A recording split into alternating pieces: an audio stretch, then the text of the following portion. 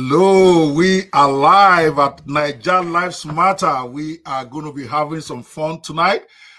This is a special page I created just to start addressing some of the issues in Nigeria. That's why I didn't put it on my personal or business page on Facebook. We are out here live on Naija Lives Matter, and we are going to be discussing matters of state in this hot seat series that I've just started. And of course, I felt the most fitting person to start this hot series with is one of the most known names in Nigerian, what I would call Nigerian new politics, and in trying to get the new voice to be heard in the Nigerian affairs. It's a very visible name. It's a name everybody knows. And we're going to be talking to him all day today. It's a 3-day series in the first instance, and then we decide how we go from there, where we are going to be interviewing one of the most controversial figures in Nigeria's today's politics, somebody giving the authorities headache, the man that they cannot suppress, even with arrest and detention.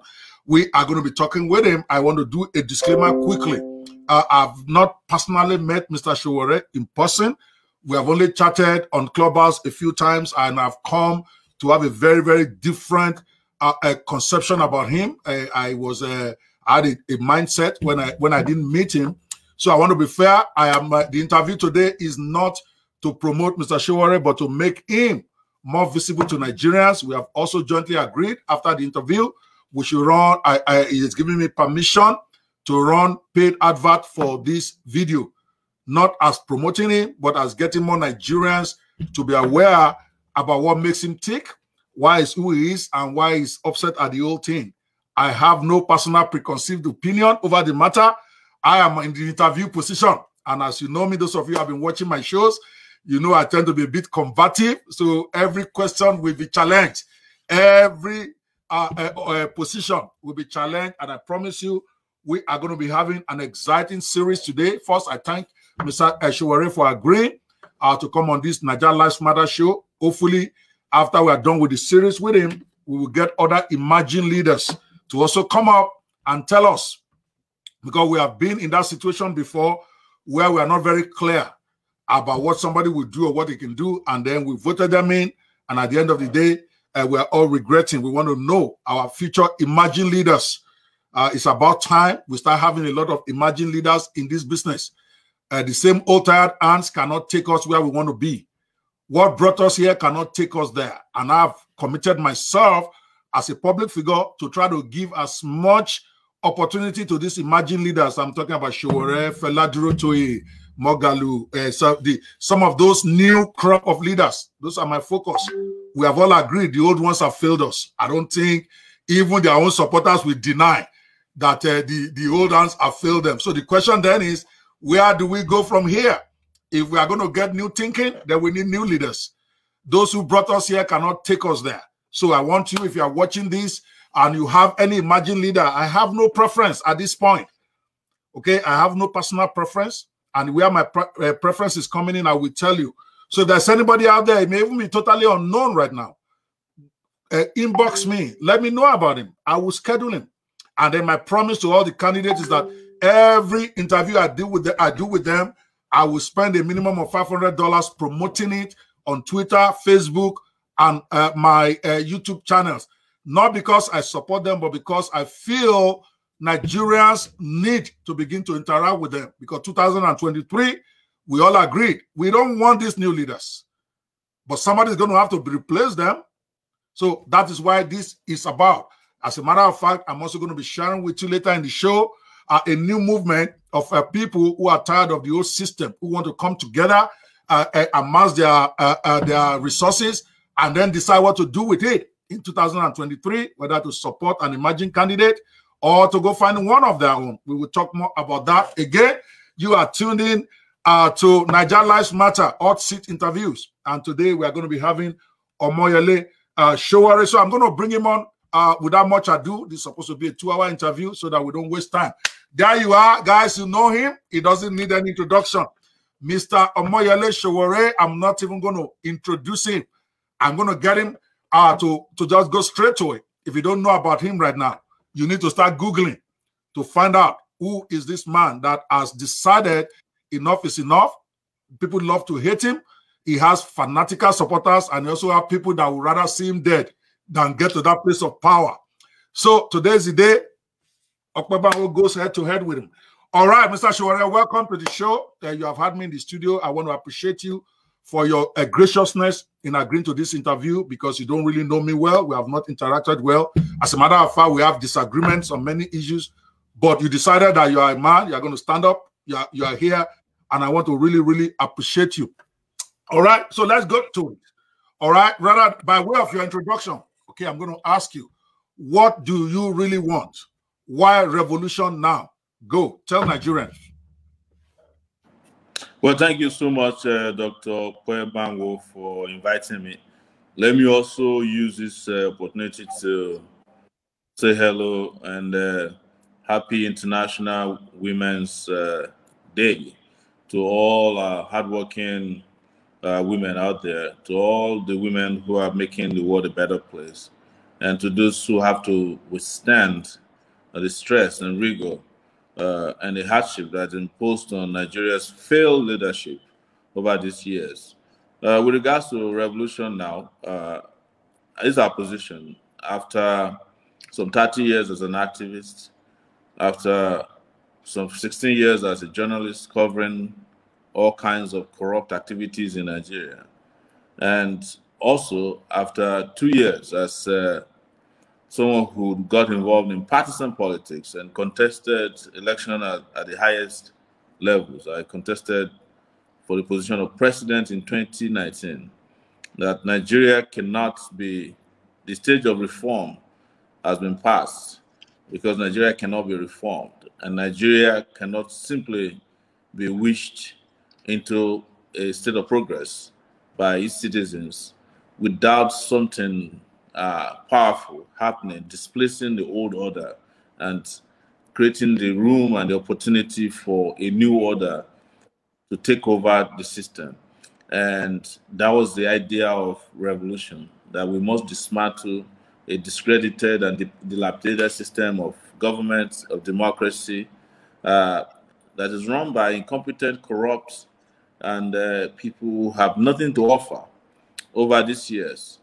And that without this confrontation between the led, well, I'll say the misled and the so-called rulers, that Nigeria cannot achieve the progress it needs, because you just can't wish the people who put Nigeria in a state of failure and dilapidation away. They have come to stay. This is what they eat. This is how they benefit. This is the kind of life they have been used to. Nigeria as a social security department of those people who have failed it over these years. And I came to the conclusion after the selection in 2019, not an election, but selection, that even free and fair elections cannot be guaranteed to Nigeria anymore without the people of Nigeria rising up and saying, enough is enough. We want a new order. We want to get rid of the old order. And I was arrested and detained for it, and I maintained my position up until the time I was released partially. And I continue to maintain that position, that people will be wasting their time and energy, resources, and emotions if they continue to think that somehow these people who are holding Nigeria by the jugular, who are choking us, will somehow give up and just say, well, we're tired of making you suffer. Now you can have a fresh leash of life without a fight. So that's what revolution now is about. All right.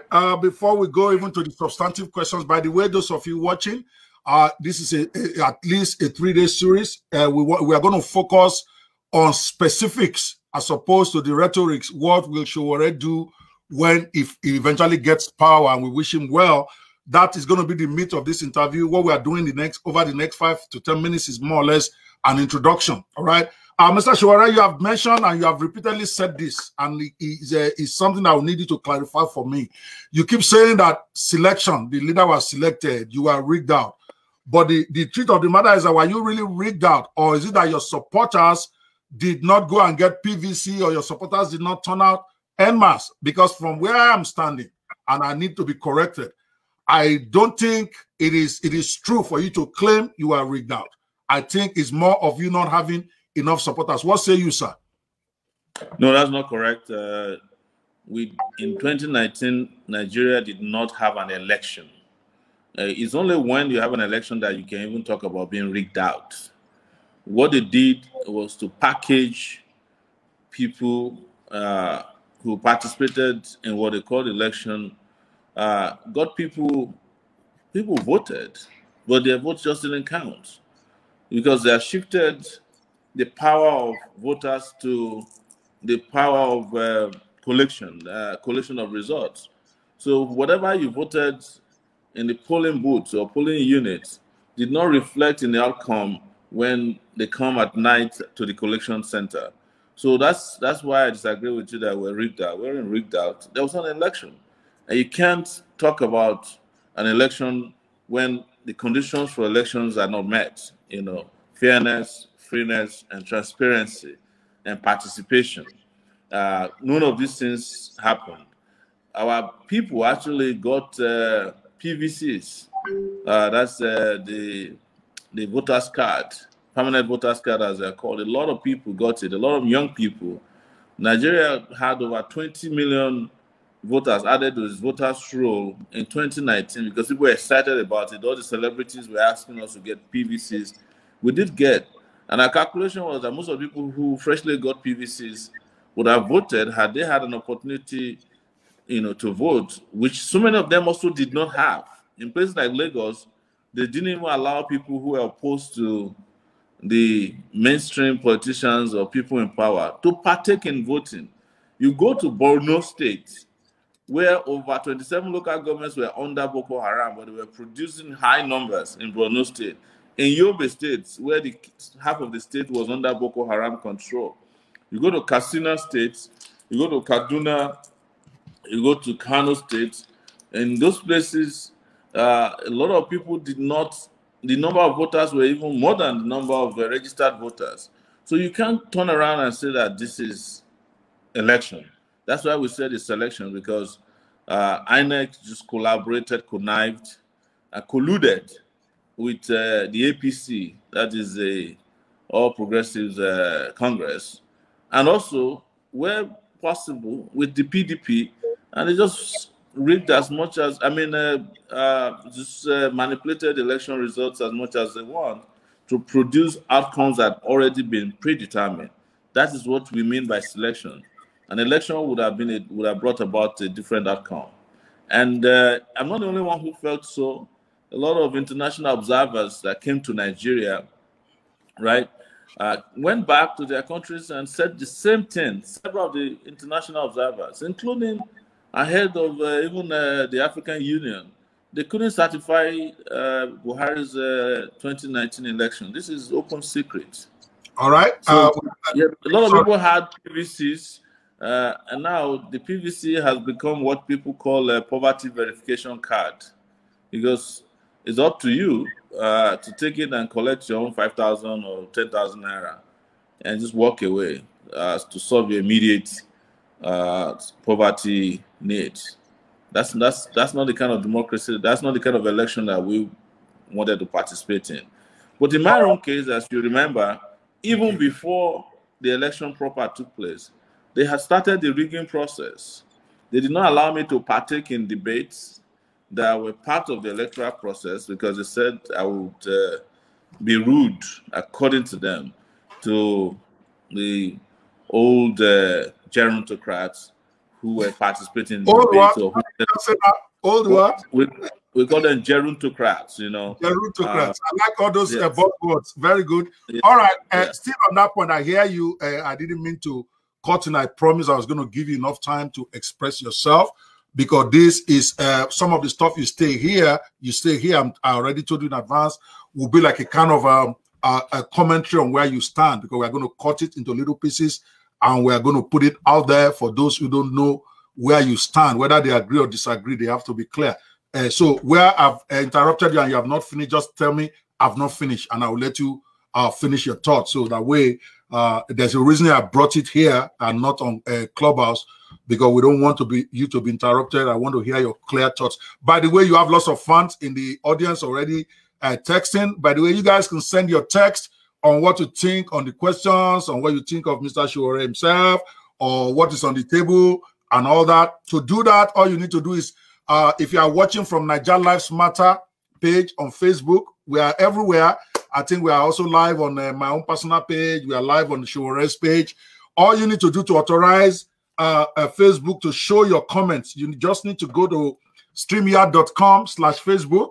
It will ask you, do you want them to show your comments for this event? You click yes, and then your comments will come in regardless of where you are watching this, and I will pull it up as relevant. And if you also have questions for Mr. Sowore based on the question is discussing, please post it. This is as much an interaction with the public as much as with Banwo one-on-one. All right, so this is your rigging that we are still talking about. Fair enough, you've explained what you meant by that, and to a large extent, I will agree with you, even though I don't think, even if it was fair, you will have won, because I felt a lot of your... Well, you can't come to the conclusion that if an election was fair, that I won't win. I cannot imagine. Sure, I let you finish when you are talking. This is a discussion. I cannot imagine. Give me my own 1 minute. No, let me just say that I cannot imagine sensible and reasonable people listen to me and Buhari and Atiku and then decide to vote for Atiku or Buhari. It's not possible. You know, in this election, we are talking about almost 20 million young people, right? All of them could not have accepted, you know, the 5,000 naira that they're giving out. No, a lot of them are people who are okay, you know, the middle class people. They registered to vote. They were actually looking forward to a real election. They were looking forward to debates. They were asking for manifestos, and we provided this. I was the candidate that traveled to the most states, most cities, first holding town hall meetings and then going back to do campaigns without a private jet. You know, I just traveled by land, sometimes by water, sometimes by air, through commercial flights. I traveled also outside of Nigeria, widely. You know, I traveled as far as Australia, South Africa, Canada, the USA. I did over 8 to 9 cities in the US campaigning. I campaigned everywhere. I cannot imagine that these people would then choose to vote for Buhari. But one of the things they did when they wanted to start the whole scam, the date of the real election that was selected, they shifted the date for about 2 weeks or so, about a week. You know, a lot of people that even came from the US and other places to Nigeria to vote, people in diaspora that traveled, had to go back because they didn't have enough holiday time to wait for the date the election was shifted to. INEC was unprepared because they had made up their mind as to who will become the selected candidate in that election. So, if we have free and fair elections, the most competent candidate would win. And I cannot imagine that Buhari would defeat me. The Buhari that could barely speak, or an Atiku who doesn't know his left from his right. I don't imagine that they would defeat me. It's not possible. All right. Now, let's do this so that we don't make this a rowdy interview. Lots of the world are watching us, and I can guarantee you at least another 1 million more will watch this video. I give you my word on that. So let's make it civil. I give you time to talk. When I start talking, if you cut into me, I'm not going to agree. You are not going to intimidate me on my show. So I'll give you enough time to say your piece. I'm going to say mine. All right. When I'm done, then you say yours. That way we have a civil conversation. Okay. There's a reason why I brought it here. All right. I was just responding to you. Okay. You are finished. What I'm saying, from where I'm standing. Okay. I had made a statement before you cut in that I didn't even think if they did a fair and fair election, you will win. You don't have to agree. And here are my reasons. Number one, I felt that not that you are not popular among the youths, but that is not a prerequisite for winning election. Fela was more popular than you. Fela did not win. Gani Fawehinmi was more popular than you. They have followers that are 10 times what you have. They didn't win either. For a simple reason. That's correct. I am not. See, we have to agree that you. No, I am not. You have to agree that you don't run away with an untrue statement. No. Dr. Banwo, Fela never ran for election. Never ran as a candidate in a national election. Okay. He actually formed a political party and wanted to run, but he never ran. He was never on the ballot. Yes, Gani Fawehinmi was on the ballot, but the argument here is not whether Gani Fawemi was more popular than Sowore. The argument was that Gani Fawemi himself said that he was rigged out of the election. There was an election. The difference is that in our own case in 2019, there was no election. So why are we arguing about who was more popular or not? Where did you do the poll to make that determination? Fair enough. Again, I'm trying because you are my guest. If it's somebody else's show, but now me and you will be going at it. You are my guest, so I'm going to be nice. But it's not a nice thing to cut people off midstream when they have not even started. It's different if I've started. We have to correct if you are putting up, because you see you are a fast speaker, you know, like you're a firecracker. If we allow you to walk away with opinions or facts that are inaccurate, then we are doing the public a disservice. That's exactly why you.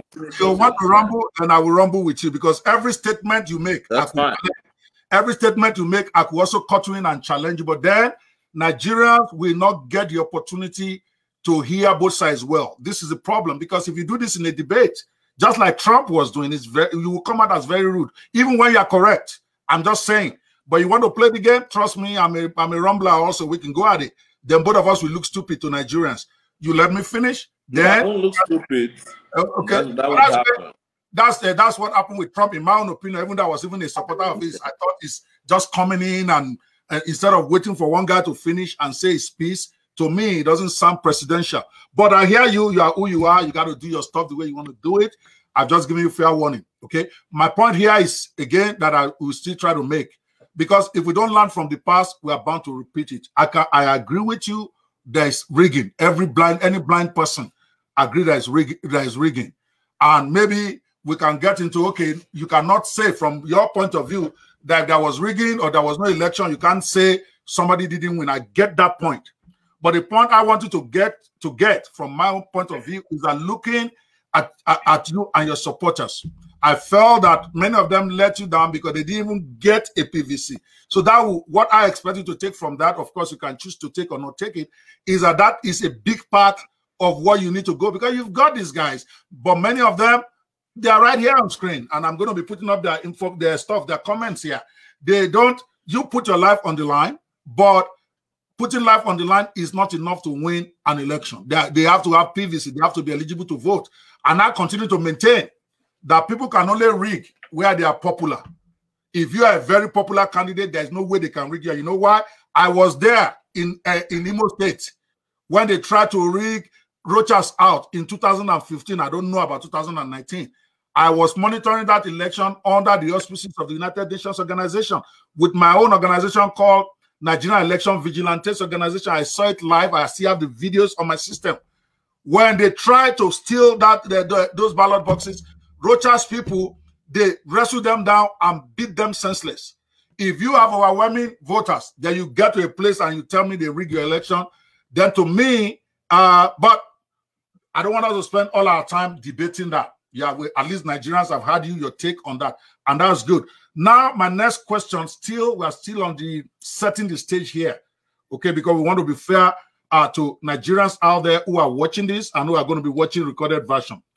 You appear to be contradicting yourself to me.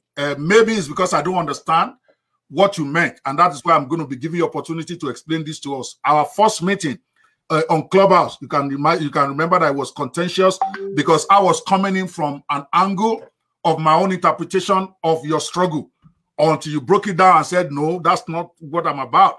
This is what I'm about. So you have this, we have a Chinyeres in the house. I'm going to bring you up in a minute. You have this thing, revolution now. Two questions I have for you. What exactly do you mean by revolution now? And if it is that you want to break up the whole system, or I think I'll have a follow-up to that. What exactly do you mean by revolution now? Go, sir. Your turn. I explained it earlier that revolution now emerged out of a realization and also a necessity to put an end to a system that is not working, a system that is unfair, unjust, and inhuman. And I'm not saying it just generically. I have facts to support this, that Nigeria cannot, or the people of Nigeria cannot continue to bear the burden of leadership failures and accept that in every election cycle, or they'll be told to wait for another 4 years each time they are confronted with insecurity, unemployment, corruption, incompetence in government, total breakdown of law and order that we have seen. And the revolution now was to challenge that and put an end to that system that doesn't work for everybody or anybody. It works for only a few, not up to even 1% of the populace. And this is public, is available information. And what Revolution Now came out, we said we want to put an end to that. We're very specific. They want to put an end to a leadership that's ineffective, inefficient, and reluctant to do anything How good. do you plan to do that? How do you plan to do that? Well, you know, wait, exactly. That's probably the question you had not asked. Yes. Is to put boots on the ground. When I mean boots on the ground, is that we believe that a mass uprising in the country, very peaceful mass uprising with huge numbers of Nigerians rejecting the old order can completely change the ballot box. That situation. And it includes, and I've said this publicly, it includes putting an end to a fraudulent constitution that is governing Nigeria now. A constitution that was not even available in print, either electronically or in print, the day the Nigerian democracy was established 20 years ago. This is called morontocracy. That's what I love to call it. It's, government of morons, for morons, and by morons. Yes. So that's the system that we say we can't continue with. And that's what Revolution Now is about. So what else do I need to explain to you? It's that even if you don't understand what Revolution Now is about, you saw NSAS, and NSAS is an uprising. It's still not a revolution yet, because if it was a revolution, it would have stood its ground until the system would have collapsed under the weight of its own contradictions. And that's what Revolution Now is about. And since I came out of detention, as you are aware, right? As you are aware, since I came out of detention, I have not changed my position. It's the same thing I said when I was in detention that I'm saying when I came out of detention. In fact, I've been back in detention since I was released in 2019, December. Again, I was arrested on January 1st, 2021, because I've maintained consistently that this system is not going to work, and it's not working for anybody, and we must put an end to the system of oppression. The part I'm not clear about, and you have clarified it, is that you are saying that this revolution now is actually going to be accomplished by mass uprising, not through the ballot box. Basically, I just needed clarity there. And we just had a conversation about the ballot box. There's no ballot box anymore. They have destroyed the ballot box. All right. Anybody that is asking for a ballot box is assuming that ballot that is coming their way. They no longer use the ballot box has been desecrated. Nobody believes in it. Nobody uses the ballot box anymore in Nigeria. It's just a subterfuge. It's a facade to create an impression that somehow, if you wait for 4 years and you are unlucky enough to obtain what they call the PVC, the poverty verification card, and you go to the polling unit, they will give you the outcome of your choice. That has not happened in Nigeria since 2019. The elections that took place after 2019 were terrible elections. They did not meet the standard for elections. The Tatata election that happened in Kogi State, where that criminal became governor again, is that an election, or is it the one that happened in Bayelsa State? I hear you. Or the C and by election that happened in Ondo State, where you stand there at the ballot, at the polling unit, and they're haggling and paying people off and collecting, their PVCs and using them to thumbprint multiple times. Is that election? You were mentioning Imo State in 2015. Did you forget? Probably you didn't hear about that. That the same Okorocha had to hold a gun to the head of the electoral officer in the returning officer, to announce him as the winner of the senatorial election, which he didn't win. The man came out and said, no, he didn't win, but he's now a senator. So progressively, the Nigerian ballot box and its credibility has been eroded. And I can't be deceiving you, I'm be deceiving myself that if you wait for another until 2023, you hide in a corner, you can just jump out of the bush and go and vote again, and the election will count. Who's going to count it? The same INEC that is corrupt, that is compromised, that doesn't care about, the tenets of democracy? Or is it the Nigerian army or the police who are now participants in the process of desecration of the electoral system that will give you a fair outcome in an election? It's not going to happen. All right. So if you think this happened in 2015, that happens. We cannot spend 1 hour repeating the same. I hear you 100%. You've said I'm not repeating the same thing. I'm giving facts. Okay, now let a follow up to that. Okay, I hear you 100%, and there is a reason why we are doing this, and I'm glad you have been very vocal about it. I did promise I'm going to let you hear it out. Now, a corollary to that same question, and that is where I am confused. I hear you clearly what you are about, but then why are you contesting under a system that you agree is broken down? That is the contradiction I have a problem with. You have a party. Sir, let me finish with all due respect. Okay, let me finish my question. So you have mentioned that you don't like the system, and I get you. I myself don't like it. Now, your stated intention to go away with it is mass uprising and taking it by force, so to speak. Then why do you bother incorporating a party? Why are you bothering running as a presidential candidate in the same system that you think is rotten? Now, go, sir. Your turn. In 2018, when I started running, even before I started running, the world revolution had always been part of my agenda. It's always been part of my campaign. And anybody who listened to my campaign, which a lot of people have said is flawless, in 2018 and 2019 knew that I said it clearly, that the system is rotten. But if I don't test the electoral process so that people understand whether it's legit or not, people will say to you, oh, you had a chance, you could have run and won the election and changed the system.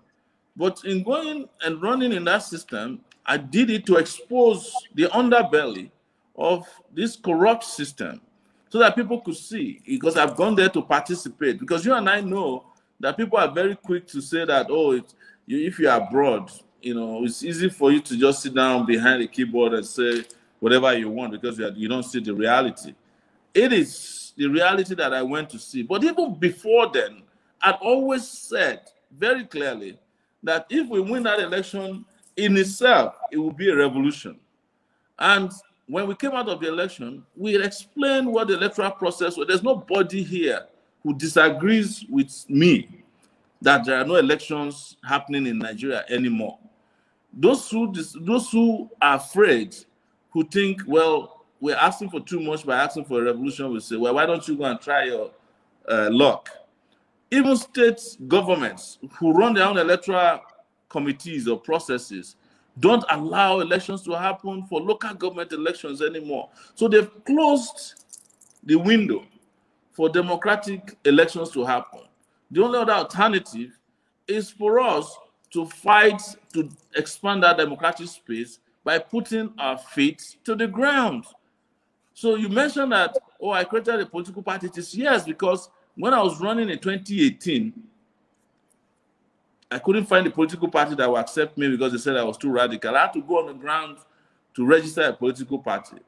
And as soon as the elections were over, before the elections could be over, they tried to hijack the party. But because it's a party don't exist for elections only. They exist for ideological reasons. Are you getting me clear? The ANC as a political party in South Africa did not run for election until 1994 or thereabout. Dr. Banwo, if you look at the history of the South African struggle, but they existed as a political party. You ran 2 years ago. You ran. Yes. I ran 2 years ago. I'm hearing you to be able to test the system. Now you are convinced the system is corrupt, it's not repairable, and you want to do away with it. So now, are you going to run in 2023 then or not? I am running now, and the battle and the running we're doing now is not a 2023 battle.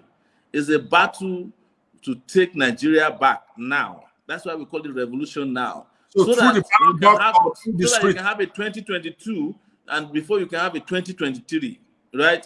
The way Nigeria is today. You are not answering my question, Is that through the ballot box or through the violence? I need to be clear. That's the question I want to ask. I have explained to you that I do not believe in violence. I believe in non-violence. But I believe that non-violence can resolve the issue of terrible leadership. All right. Right? So I know that the leadership in Nigeria doesn't respect non-violence. If you are not carrying AK-47 and bazookas, they don't listen to you. But I'm convinced that with the majority of our people using their strength, energy, and their feet and their conscience, we can defeat the characters that are running Nigeria today without shooting a gun. All right. So now, intend to shoot because I've done it in the past. I was part of the non-violent group of students, professionals, lawyers in Nigeria, doctors. When I'm talking about professionals, nurses, labor movement people who drove the military out of power without shooting a gun. So I have experience fighting bad leadership non-violently. So where was the military driven out of power? I'm confused. In which country? Nigeria? When? Nigeria, yes. The military was. How did we get out the military from government without? How did we do it? Am I lying? Yes, we kept organizing, marching, protesting. We had sit-outs. We had sit-at-homes. We had strikes. We had class boycotts between 19. Did we between 19 that I know of, between 1989 that I got into the University of Lagos till 1998 and 1999 that I left Nigeria, there was no one day that we did not protest against military rule until the military decided that they were no longer welcome and acceptable and organized elections. That happened in Nigeria, and I was part of the people that did it. Fela was part of the people that did it. Fela Kuti. Beko was part of people that did it. Beko Ransom Kuti. Olusegun Mayegun was part of the people that did it. Gani Fawemi was part of the people that did it. Femi Falana, who is my lawyer today, were part of the people that did it. This is history. Wole Soyinka was part of the people that did it. Antonio Nahoro were part of the people that did it. Balarabe Musa in the north. Shehu Sani, who went to jail, you know, under the military. They framed him up that he was planning a coup against Abacha. Spent years. These people all participated in it. Olisa Agbakoba, Ayobe. So what else do I need to tell you? You know, Abiola himself, who was a candidate who won the election, and his election was annulled, which led to the escalation of the political crisis. They were the part of the people that drove the military out of power. The military didn't leave on its own volition. Had we left them to their own devices, the military would still be in power today. Had we left Obasanjo to his own devices, he would have done the third time and probably be in power today. There wouldn't have been an Yaradua or Jonathan or even the mannequin at Aso Rock today. This Mr. Haji Buhari, who is neither here nor there, who nobody knows what he's doing, if he's alive or not. So I'm just giving you the background information. Like I said, I will avail you with facts, you know, that can help you understand where I'm coming from. No, okay, fair enough, sir. I just want to be sure. I guess it's a matter of interpretation, because the idea that you drove the military out of power, you and some people drove military out of power, is an idea that I actually don't believe happened, because I was there, and I could also of course pressure will always keep going, but I think it's more of an exaggeration to say you drove the military out of power. But I hear you. It's not an exaggeration. It happened. It happened because the military was forced actually to a negotiating table. I wasn't there because I wasn't interested in it. I left Nigeria in 1999. But they were forced to negotiate with civil society. They were forced to call people and say, look, we're leaving, and go and organize yourself and have elections. I don't think they would have left had the pressure not been so much that they knew that nothing else was acceptable. Okay, fair enough. Fair enough. Just a second here. I'm trying to make sure I have my questions up. All right, let's go to the next thing. I think is a good background that we're laying here. One more issue, and I'm going to beg you to let me finish it, because I know it's one of the areas that really ticks you off when somebody says it. That's why I'm prefacing it for you to calm down as I'm going to say this, because before I finish, you probably won't let me.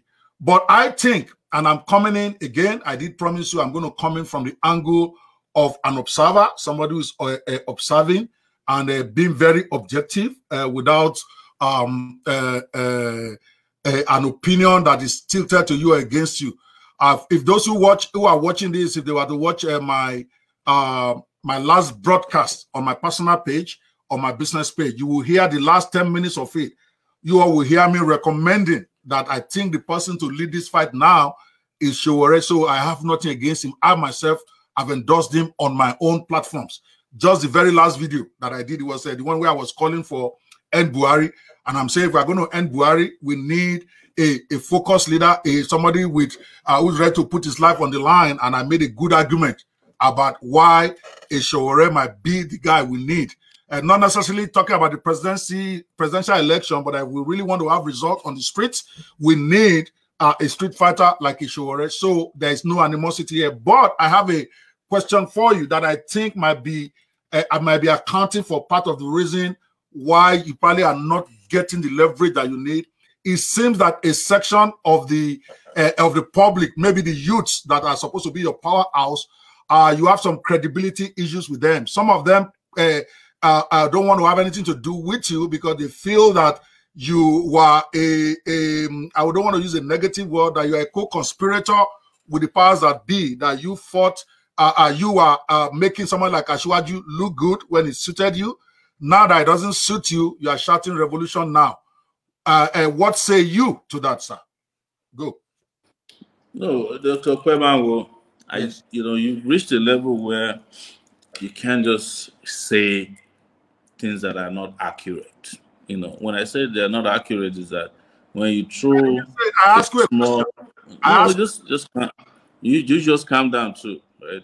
When you say that somebody makes Asiwaju look good, you are referring to Tinubu, right?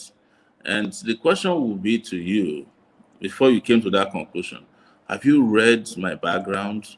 Do you know where I'm coming from? To the point that, can I say to you that by 1992, when Bola Tinubu was a senator at the Nigerian Senate under Babangida's diarchy, they had an arrangement where Babangida was a military president and they had civilian governors and senators at that time. That's what we call the diarchy. Have you ever seen anything I said in support of Tinubu? In 1992, if they call a meeting of political juggernauts, I was already the student union president at the University of Lagos. If I'm sitting in front, Tinubu would be sitting in the audience because we were firebrand. And I was young. In 1992, I was 21 years old. So where did it come from that I make Tinubu feel good? Is it the story about his drug history? He used to do heroin business in Chicago. And he had collaborators, including his wife, who is a senator now. And I went. Tinubu deals in drugs, and his wife. Is that your statement? Yes, yes. This is public record. Yeah. Okay. So I was the only person. I went to Chicago and purchased the records. You know how records are purchased in the US from court records. If they have been long there, you have to pay for each page that you photocopy. It's supposed to be a public document. I purchased it and put it out, detailing his drug history. That information is out till tomorrow. It came from our outfit, Sahara Reporters. Documented. I also uploaded at that time the documentation from that conviction. He wasn't convicted. It was those days that the US was probably still easy on drug dealers. They will, in place of conviction, they will seize your money. I think they seized about $600,000 from him. So where do you get the impression that I make that person look good? Where?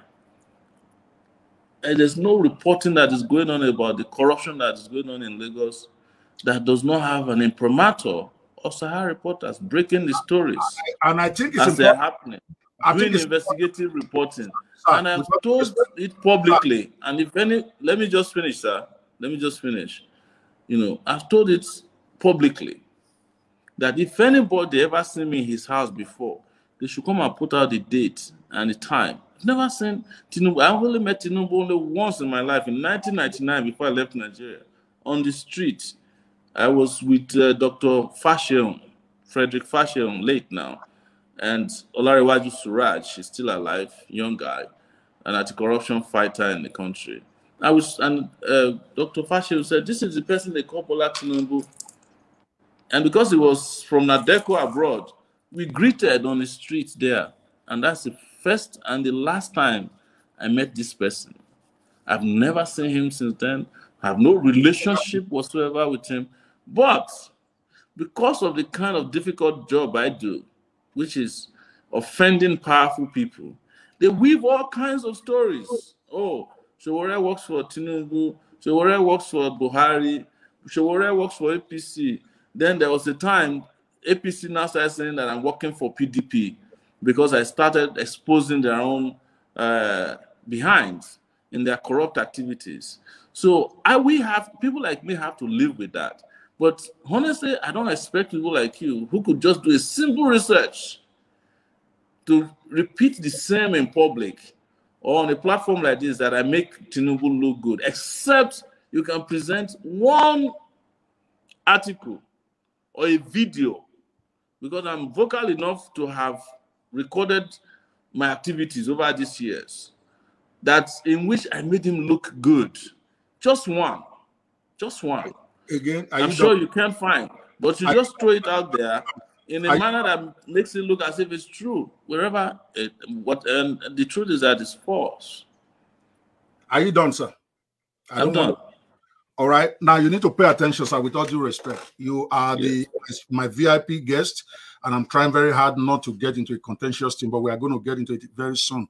Don't take things personal. I didn't say I said this, or do you want me to go show you articles on the internet, thousands of them that are saying it? I'm giving you opportunity to explain, and you have. Don't make it seem as if I am saying it, because you are saying you don't expect somebody of my level to say it's a question that is out there. And as a president, do not interrupt me. Let me finish. I gave you 5 minutes. Okay. What I'm saying to you is that the reason why we're having this show is to give you opportunity to clear the air about some of the stuff that is out there that is that may be affecting your credibility. And I brought one of them up. I have not said, I was clear at the beginning that I'm not going to voice my opinion here. My job is as an interviewer. Okay. I'm not debating you as a presidential candidate. I am not debating you as a politician. I am here to give you opportunity to say your piece about issues that are out there. Just like, for instance, they said the SARS people rejected you from addressing them. I am not the one saying it. It is out there. So respond to the question out there. Don't make it personal, because if you make it personal, let me finish. Due respect. Let me finish. Finish. No, this is my interview. You are going to let me finish. When I'm done, I will ask you. I gave you time. When you are done with this, yes. Let me finish. Let me interview with me. Yes. Right? I will interview with other people. Yes. You also have to understand that there's nothing wrong with it if we get into a hot debate. You invited me. You know that we're about to have very difficult conversations. You introduced me already as a controversial person. That should have told you in advance that you are coming to bump heads with somebody that doesn't. What I'm saying is that the questions, be patient to hear my question. Now, if I'm the one saying it, I will tell you. So my questions that I'm bringing out, I have no problem with your response, other than you accusing me of saying I should not be saying it. I'm a journalist in this respect. I have researched you, and I've seen questions people are saying about you. I have brought it up. Your job is to clear. Don't say you don't expect somebody like me. That is getting personal, and it gets personal with me very quickly too. I'm a very controversial guy too, but that will not be fair to you. You are the person that is running for election. Or rather, you are the one that is in the face of the audience. I'm giving you an opportunity to explain what is out there. Don't assume that I'm the one saying it or that I even believe it. See, I won't be a good interviewer if I don't bring questions that is being discussed out there, albeit false or not false, simply because I don't believe it. Not my belief is irrelevant here. So now, please answer the question. You have responded to the Asiwaju thing, and that is fine. It's for Nigerians to decide whether they believe you or not. And I like the way you have addressed it squarely. Now, also, part of the credibility issues I think you are facing, which was really my question, Asiwaju just came in as an aside, was that the youth that is supposed to be your hottest constituency, they don't, all of them don't, most of them, or many of them, let me be careful about my words now because you tend to nitpick. Many of them don't seem to trust you. They don't, for instance, in the NSAS campaign, many of them rejected you when you went in there to try to address them. And I'm saying, what do you think is causing that? And how do you deal with that as somebody who needs these 50 million youths to back you? Go, sir. Your turn. Well, let me address quickly your concerns about taking things personal. Because I think it's a function of the operating words. Oh, sorry, your audio went. Your all right. I think it's going to come back. I think it's a function of the operating words you use. Okay. When you say, for instance, when you use the word "I think" that people don't trust you, you have also personally delivered an opinion. You know, so don't forget that I am here from also a journalistic background.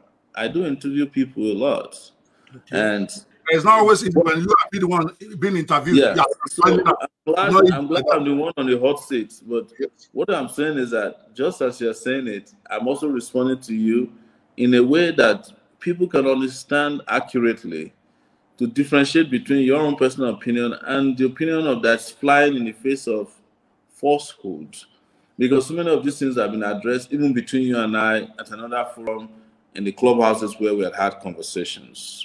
And see, at this issue that you brought up again here about being rejected at NSAS. You said I was, now I'm saying it. This is no longer opinion. Yeah. I understand. So now I can answer you. Yes. I told you elsewhere before that that's also inaccurate. You see, the moment NSAS started, right, I was one of the people that started NSAS nationwide, right? And there's plenty of evidence to show that. Actually, it was Segun Awosanya that started NSAS years. I'm saying when you know about, if your statement too. Wait, listen now. You did not. Sir. What you just did to me. Can you calm yourself down? Now you see how it looks. All right, you didn't start that fast. But go ahead. Calm down. We are talking about the recent NSAS protests. Okay. Right? Not NSAS as a movement. Okay, great. So even the NSAS movement you are talking about that Awosanya started, ask Awosanya. I was one of the first few people who was in his WhatsApp group when NSAS started. Okay, with Abdul Mahmoud. I exited that group because I said I cannot combine the work of NSAS with reporting that I was doing around that time. You can ask Awosanya. I still have a screenshot of the first ever NSAS WhatsApp group that was started. I was part of it with Adebayo Raphael. You know, I can go into that, but I'm not trying to contest for credit as to who started NSAS. I would give that to Segun Awosanya because it was his idea. He invited us to it. But I'm saying the NSAS protest, though, that started recently, that is widely known as NSAS, the uprising, I was one of the first person to start it in Abuja. I led the same youth that you said don't trust me to the headquarters of the Nigerian police, FARS, and the Runtown, a guy called Runtown. I think his name his stage name is Runtown, and FARS, that is Fola Falana. Then did their own in Lagos. And Renew, when he wanted to start her own as well, I think Renew them also were starting somewhere in Kenya.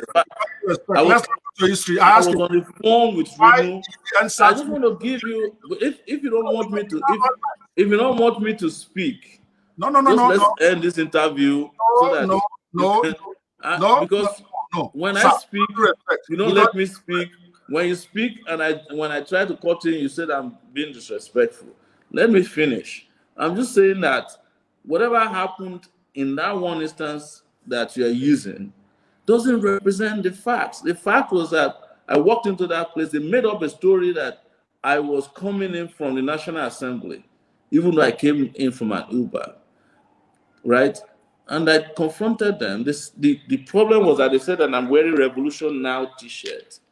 And I said to them, this is on record, I said, how are you different from Buhari if you criticize or if you tell people what to wear to a protest? I disagreed with them vehemently. They didn't know what to do. And they said, leave. And I said, calm yourself down. And then they took a shot of that argument, ran with it. But I stood my ground, and the same persons came, because this was live on my page. You can go and look at it. This is why I ask you to do maybe a little bit of background research and work before you make assumptions or think about anything and put it in public. So many of them came and apologized to me. I left when it was time to leave and continued to participate in NSAS protests till the end. In fact, when everybody had gone away after the shooting at Lekki, I led a group of youths to go to the airport to do a graffiti at the airport. The graffiti is still there at the Nnamdi Azikiwe International Airport in Abuja. Next day, we took the graffiti to the National Assembly, continuing the NSAS battle. So I am just explaining this to you so that you can have a grip of what it is and not run with facts, opinions that are not facts, that might also impugn on your credibility as an interviewer in the future, because you're going to need your own credibility as well, right? To keep doing what you are doing, which I respect a lot, right? So my credibility. What you are doing now reminds me of one Pastor Adelaja during the election in 2019. He wants to interview all of us. His name is Pastor Adelaja. I think he's in Ukraine. I want to interview Sowore. I want to interview Kingsley. He interviews everybody. And then he turns around at the end to go and support Buhari and lost credibility. I'll say that publicly. So as much as you think I need my credibility intact, you too need your credibility intact as an interviewer. You do. We both do. I just want to know where you are done. See, because all right. See, I think let's do it this way, because again, I know my weaknesses. I'm also very feisty, and I don't want to come across as bringing in a guest and not giving that guest opportunity to talk. Okay, that will not be fair to you because you chose to come in, and I appreciate that. So rather than us jumping in at ourselves, why don't we agree as gentlemen now? All right. When you are talking, okay, when you are done talking, you say, I'm done. I do my turn. When I'm done, I say I'm done before you jump in. Can you do that? Can we agree as gentlemen to do that? That's fine. Go ahead. Okay. Let's go. All right. So the reason why I raise this issue again, I don't want people to lose sight of the reason why I do these interviews.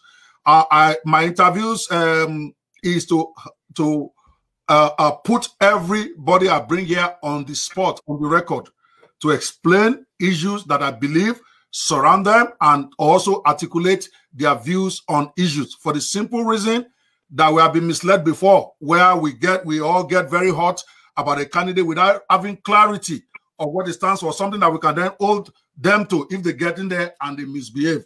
It does not speak to my own preference, okay? My preference right now, if anybody were to ask me, would be an organization called This Ends Now, which actually just even started yesterday. I give them my support. I support them. They are not even run. They are not politicians. They are just people in diaspora and locally who are opposed to bad governance. If I have any, what I call biased sympathy for anybody I bring here, it's going to be that organization. Whether fella comes here or not, I'm going to interview him like an objective person. It does not mean I support him. So like that gentleman in Ukraine, I don't know what he told you guys before I start interviewing you. My interviewing people does not mean I support them or don't support them. At the end of the day, I still have to make a decision on who I want to support. Okay? So if that man clarified that, there should be no reason why you should be disappointed in him if he decided that Buhari was the guy that will do it, what he believes is his opinion. And so, but let's come back to the issue. Because now I will I feel, now I'm talking from me observing you, observing the scenario surrounding you.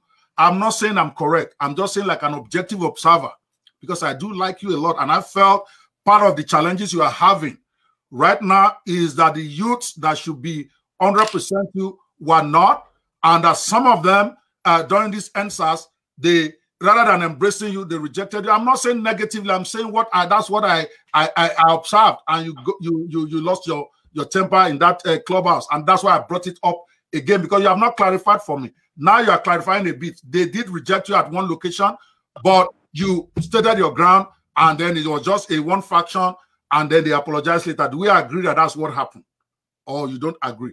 I'm done. I disagree. I'm just telling you. You just said that I was rejected at one location. There was no two locations to it. We were at the front of the National Assembly. I arrived there, and they said I was wearing Revolution Now T-shirt, and they don't want Revolution Now. And I told them it was wrong and discriminatory, and that this is the same problem that we're facing. What does the SAS do? They discriminate against people because of the clothes they're wearing or their haircut. And they realized very quickly that what they were doing was wrong.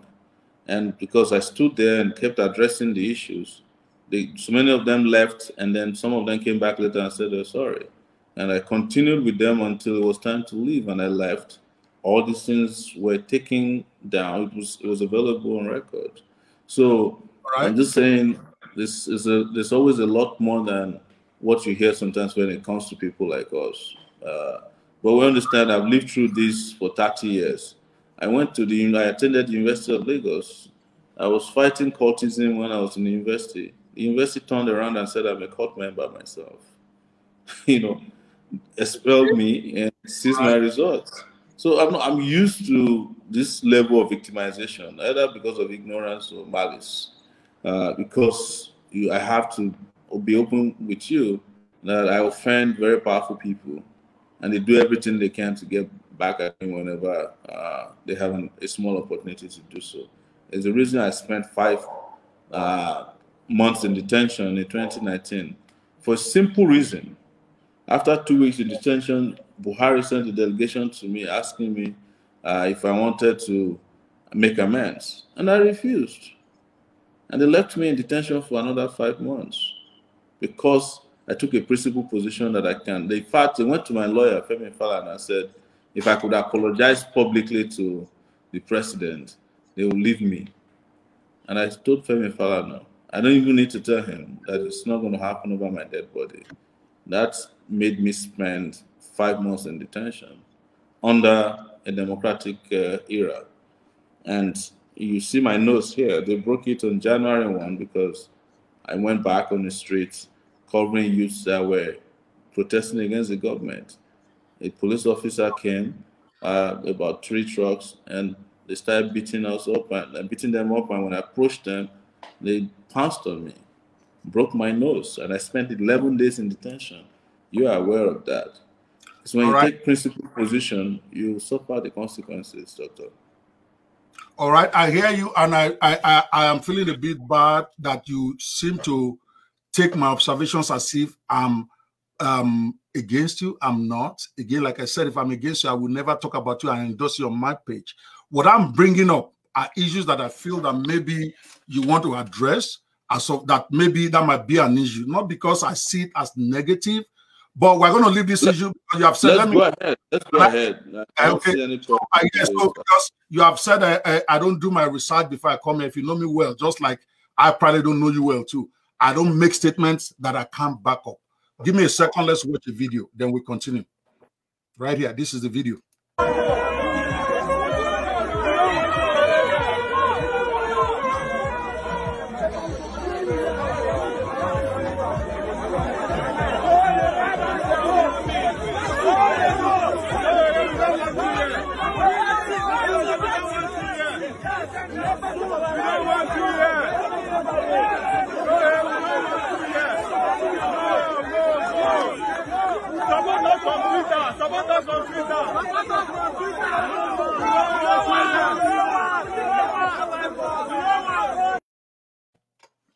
Now, that is just one of about 5 videos in that area that I watched. That is what made me ask this question. Again, I'm not saying it negatively. I'm saying if it looks like some of this use, there might not even be many, okay? But we are going to drop that issue. But I wanted you to know that I do my research. I just don't come here and make statements. My statement came from... But there's nothing in that video that contradicts... There's nothing in that video... There's nothing in that video that contradicts my position about the story. So we agreed, what are we arguing about? We agreed that we will let each other finish. This will get very ugly if we don't do this, okay? I will just you don't need to make any threats. No, I'm not making threats. I'm saying what is going to get ugly? What is going to get ugly about 2 men having a conversation about Nigeria? Nigeria is an ugly place. Okay, ugly political situation. I withdraw that. I withdraw it. Okay, let's move on. Let's move on.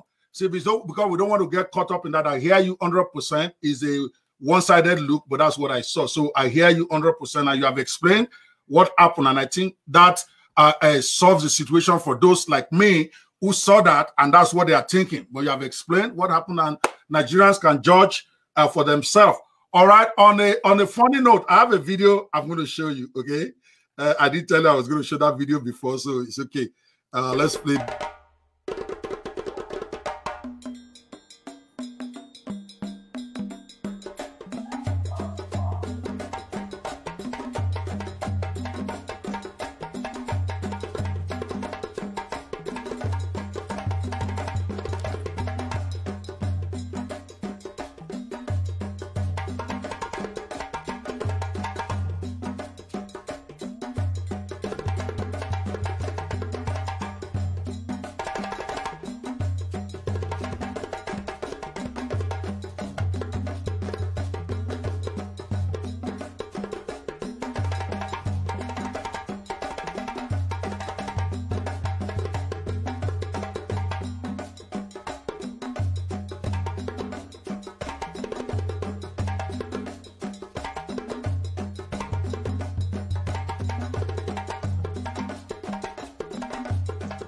Nigeria has no adopted state religion.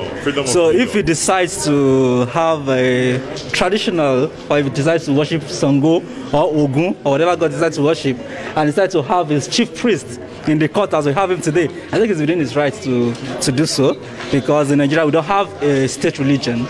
So traditional religion is also permissible and allowed under our constitution. To very serious matters, very serious business of court today. The states commenced a proper trial today. They called the first witness who came to court to testify. Sorry, I stopped the video not because I didn't want to hear the full of it, but I wanted to just comment on that part about bringing juju men to court. Now, is it your position? Because again, I have no friend when I'm interviewing, and I'm glad that you're a stand-up guy. You can speak for yourself. Now, was that just a fun thing to intimidate or to, I don't even know what it is. What was that all about? Are we going to be looking to a Sowore that is going to be using Juju man in office when he becomes president, or it's just fun? Again, it's a question for you based on my observation. No comments either way until you comment. Go, sir. Well, you know, I'm an African, right? And I have a problem when people describe African culture or tradition in ways that I feel denigrates our culture. You know, calling somebody who came to court in an African attire or even his own spiritual conviction a juju man doesn't sit very well with me. It just makes me feel like Africans always think that they're inferior to other cultures, especially Europeans and Arabs. You see, Christianity is the juju of Romans, right? Islam is the juju, what you call the juju of Arabs. We adopted them, we accepted them before they arrived on our shores. We had our own way of life. We had our own spiritual ways of dealing with things that are afflicting us. Some of us still do that. We still go back to villages where there are traditional events. Would you call traditional weddings, for example, a wedding of Juju man? But I know that as Africans, we are the only race in the whole wide world who gets defensive when our tradition is introduced in any culture. If you go to India, right, where Gandhi was a major player in the civil rights movement there, you don't call this Sharon Juju because that's their culture. This is African culture. I don't have anything to defend. I don't have anything to be defensive about. The reason I'll say that to you is that in my previous court appearances, I had gone with a pastor. No, I didn't go with a pastor, but the pastor accompanied me and introduced himself to the magistrate and said, I'm Sowore's pastor. And we laughed over it because the judge was trying to empty the court. He said, I don't want anybody. And they let him sit down. I'd been accompanied to court proceedings by Muslims, people wearing turbans on their heads. Nobody called them Juju men. But the moment we Africans see ourselves, we call ourselves all kinds of derogatory names because we no longer believe in Africa and the African culture. That our culture is not inferior to that of Europeans. In the same way people describe me because I wear a necklace that's made of cowrie shells. You know, said, oh, you are wearing juju around your neck or you're wearing juju on your wrists. You know, what about wristwatch? Is it not juju too? Because it shakes, you know, every second. So what I'm trying to tell you is that the fact that, yes, people have, you know, adopted foreign religion or religions that are foreign to Africa and have become title holders in those religions does not mean that the African own way of handling issues or beliefs is inferior. That's where I disagree. And that's the reason I don't have anything to explain to anybody that someone wearing clothes that are hand-woven. These are hand-woven African clothes. And, you know, and every other thing he carried are all synonymous and in sync with African culture. Why is it that we're questioning that, whereas we're not questioning the people who accompany me to court with, you know, wearing suit and tie, or the lawyers who wear, you know, the European wig and gown, which you can also call juju men, but we don't because everything in Africa has always been described and portrayed as inferior, and I think that's unfortunate. All right, are you done, sir? I'm done. All right. The reason why it is important, so that you get it, the reason why I'm running this Naija Lives Matter show, I just started it a few months, and I'm going to keep doing it until we resolve some of these political issues. In as much as I can, I will try to dissociate my own personal belief from the belief of the candidate. Is for you to clarify why I think it's important. Is because religion is a big issue in Nigeria right now. People elect Buhari. And people like us having bitter regrets for having supported him in 2015. I didn't support him in 2019 because at that point it was clear to me that I made a mistake. All right, one of the things people are leveling against him right now is that he's a religious fanatic. He's a man that is trying to get Islamize Nigeria, okay? And whether that is true or not is an issue. In fact, people have evidence that they can begin to quote. If I'm sure, if I give you 5 minutes, you can reel up 100 instances why you think that is correct. But that's not the point I want to make here. For the records, so that I'm transparent, I am a pastor. I'm an ordained pastor. I pastor a church. So when I see a future president of my country, okay, parading, I'm not saying anything is wrong with the traditional religion. Every man is free to follow what they want. But I need to know clear, and that is what we're doing, is we are putting clarity to your manifesto, okay, where you are speaking up against it. That's why I said we are going to cut every question I ask will be a video on its own, and I will push it out there for you. I said I was going to do that before we started, so there is nothing surprising that that's my own contribution to your campaign. You said clearly, and I appreciated that you don't want anybody's money. Let them go do this, go print flyers, go do this, and I appreciate that.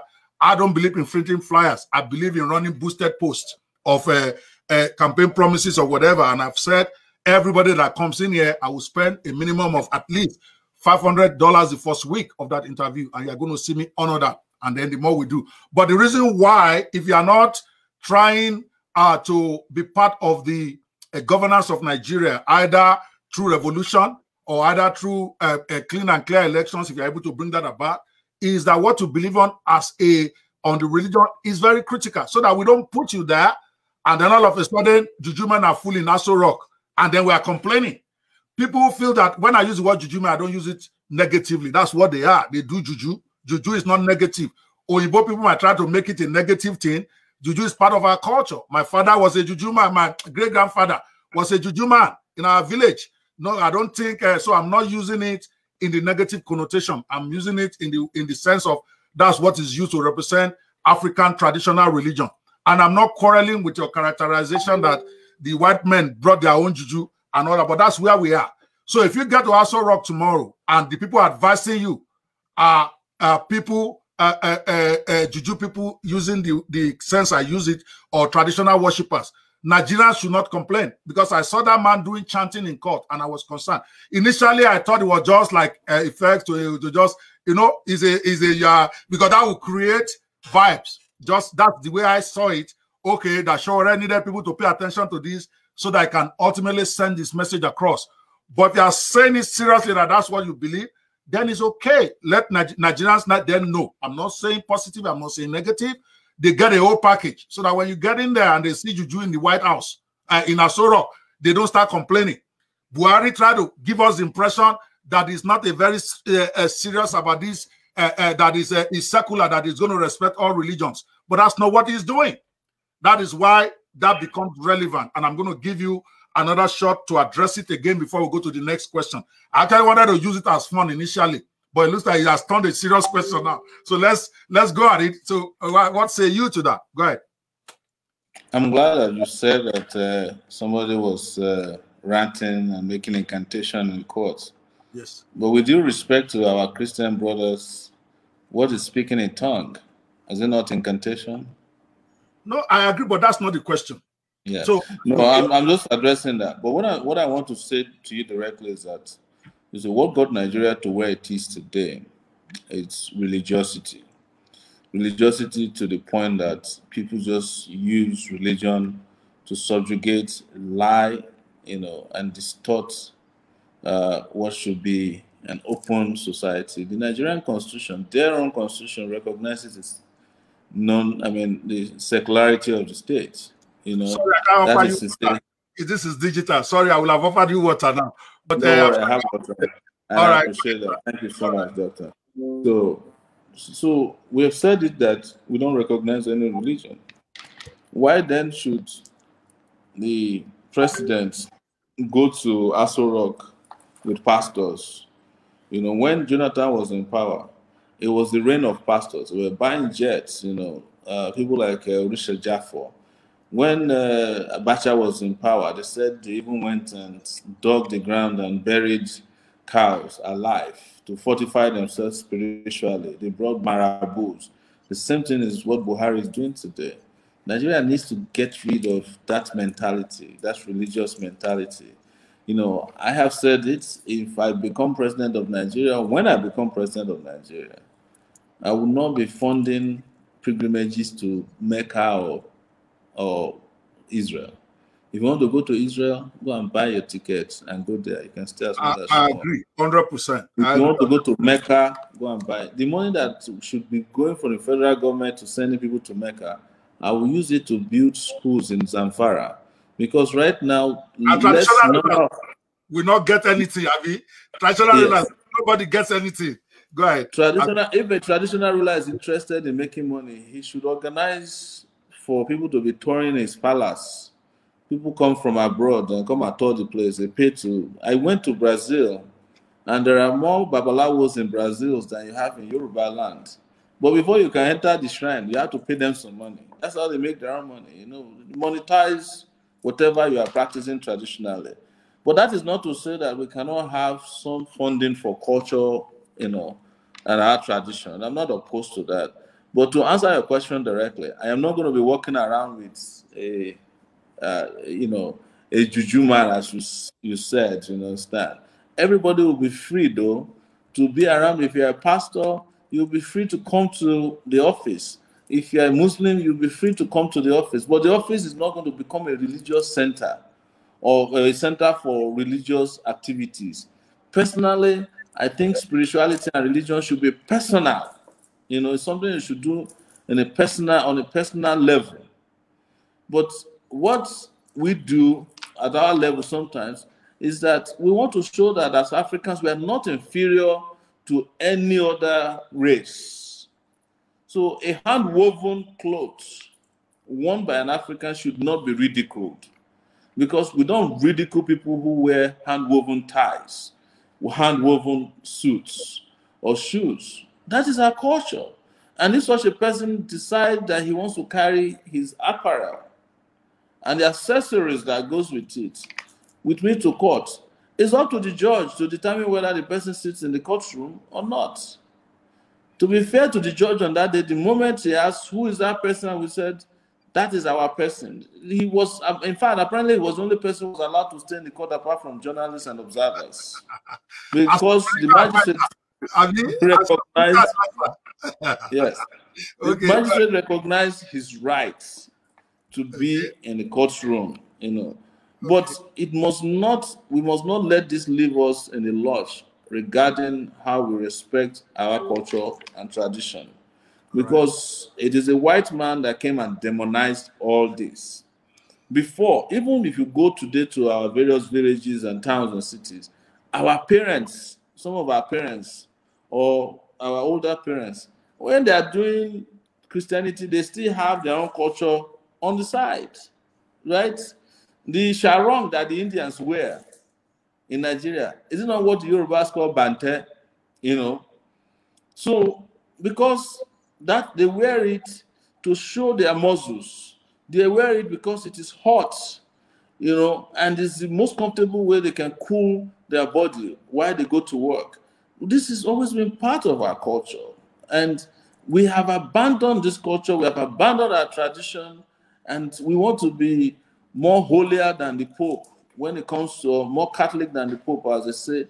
We want to wear the best ties and the best suits, but we don't want to wear our own ashoke, which has been there for life, and they're even stronger. If the white man discovered ashoke, it would have become the international cloth or the global cloth of the world, the same way we wear jeans. Jeans is made the same way. But because they have figured out a way to just reduce us to nothing, and we too have internalized that oppression and inferiority of how we are presented, that's the reason we are having this argument. That's the reason we are saying, oh, why did you come with a juju man? You know, if I came to church, if I came to court with a pastor, it's not called a juju man. If I come to church, to court with a Muslim afar, it's not called a juju man. But the moment you see an African dressed in African attire, young man, oh, here comes Sowore with juju. And doctor, this is not personal. I'm addressing your question so that you don't say that. No. Again, no. I have no problem with personal, as long as you are not ascribing an opinion that I clearly say was not mine. If it's mine, no. Now, the reason why, to me, again, I cannot presume to tell you how to run your campaign. I cannot presume to tell you how to get people to vote for you. I did in a place like Nigeria of today. All right, what I'm trying to tell you, because that, and I'm glad that you're having opportunity to explain, even though when I'm done, I'll also give you maybe another 1 minute or two to reclarify your position there, because just watching that video alone, if you had not had opportunity to reclarify it today, guess what? Well, it start making round. Oh, that Sowore is a juju man. I wouldn't vote for a guy that is going to be, I'm saying me now it's personal. Because yes, I agree, religion is supposed to be personal. We all say so. But it is what you are passionate about that you will pursue when you're in office. That's what Buhari did. Okay? Those who are saying that, including my own pastor, then I was saying, what do you mean you are supporting this guy? This guy is going to go there and push his own religion. I keep telling them, oh, this man told us that he's going to put that aside. It's in his manifesto. He's going to run a secular place. He's not going to let religion get involved. He got in there. That's what we got. Because religion is personal. Now, the person that is in that office, he's not going to do anything that is against his own personal belief. I don't care what it tells you, but it's good to clarify. That's why we are bringing this up. And Nigerians can then make up their own mind, one way or the other, whether they agree with your position or not. I personally will find it very difficult saying I'm supporting somebody whose religious belief, whether personal or not, is traditional religion. I'm not saying traditional religion is bad or good. I'm just saying, like you said, it's personal. When people cast their vote, it's going to be personal. They're not going to cast votes on an objective level, even though we expect them to do that. As intelligent beings, and this one, if you want to attack me, you are free. I agree. I should be unbiased about people's religion when I vote. But again, it is not that simple. I have to be able to tell my God that I believe. Okay? There are Muslims who have their own belief. There are Christians who have their own belief. There are traditionalists who have their own belief. I'm not saying anything is wrong, but whatever I do, I have to be able to convince my own God that I did right by my belief. And that is where this could be a problem down the road, and you need to hone in on that. But I don't fault you for what you push. You have a right to decide, and then Nigerians also have a right to decide: is this person with this kind of opinion is one that want to lead us? I'll just leave it like that. I will let you comment, and we close that so that we are not getting into. I am not against your religion. I'm not against what you believe. It's just that when somebody is going to be my leader, okay, and that is where I think I was a bit concerned. Even if you're because it's what we see you push outside that we're going to believe you're going to do when you get there, whether it makes sense or it doesn't make sense. I hope you understand what I'm saying here, and then I just give you a few minutes to just wrap up that, because we have not even gotten to the real question. Today we want to talk about education and your thoughts on unemployment. That's really the topic. This is supposed to be laying the foundation, but the foundation is is taking more of the substance. But I think we're having fun. The attendance keeps increasing. Most of your fans are here and they are giving it to me very well. So I'll be putting up their comments here so that we can involve people in the audience. Let me quickly do that before you do some response. I think you wanted me to comment on that before you. Please go ahead. Yes, go ahead. Please go ahead. I will be pulling it up, relevant comments on that while you talk. Go ahead. You know, you make a very important observation, right? And that is the fact that people seem to vote according to their own personal convictions. And some of these convictions are based on their religious convictions at times. But my understanding about religion is not that somebody is Christian or Muslim or animist, as they like to call it here. It is that the person has character. Just a second. Just a second. Because I like to make this thing interactive. All right, like this one say now. By the way, I just told you somebody. I like this question because it's relevant. Does that mean the person must be Christian? Then no, sir, Mr. Olario, but I voted for Buhari. Did you not hear me say that? Exactly. I'm just saying that this might be an issue for some people. For me, I'm for the best guy. So, Dr. Banwo, yes, Dr. Banwo, you introduced yourself as a pastor, right? Yes, I was very transparent. Yeah, I mean, that's very good. Do yes. you know that Jesus Christ is not a Christian? I agree. A Christian is somebody who follows Jesus. Okay, yes, so, if Jesus could come into this world according to the Christian Bible, without being a Christian, he didn't even carry any label. He just came as a simple man who wanted to change the world, and he was up against a very corrupt and heavily distorted system, and did what he had to do and left. And look at what happened to Jesus at the end, on his final day on earth, on the day he came before Pontius Pilate. What did the people do? They chose the thieves, Barabbas, over him. They were shouting, "We want to go and do party with Barabbas, so give us Barabbas, give us Barabbas." And they left the honest man to die by the cross. So if Nigeria or Nigerians haven't seen, after all these years of dealing with pastors and all these pretenders who use religion to fool them, like Donald Trump did in the US, well, I would say I'll be very sad, because these pastors are the same people who have stolen Nigerian dry. These Christians are the same people who have stolen Nigeria dry. And some of them speak in tongue. Some of them build even churches in their neighborhoods, in their hometowns, just to cover up their atrocities. And we keep believing that somehow we can keep voting for people because they present themselves as religious people. And then this is where it left Nigeria. That's why Nigerians joke that there's no way Nigerians can go to hell twice because we already lived in hell. That is what the religious people did to us. Wherever we go is evil. In fact, the hell we can't go to hell. We can't go to hell twice. Let's move on. This is what the religious people did to Nigeria. Buhari is probably one of the most religious human beings you can meet.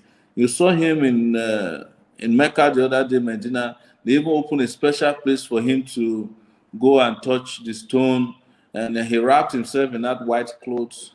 Does that make him look like Babalawo? No.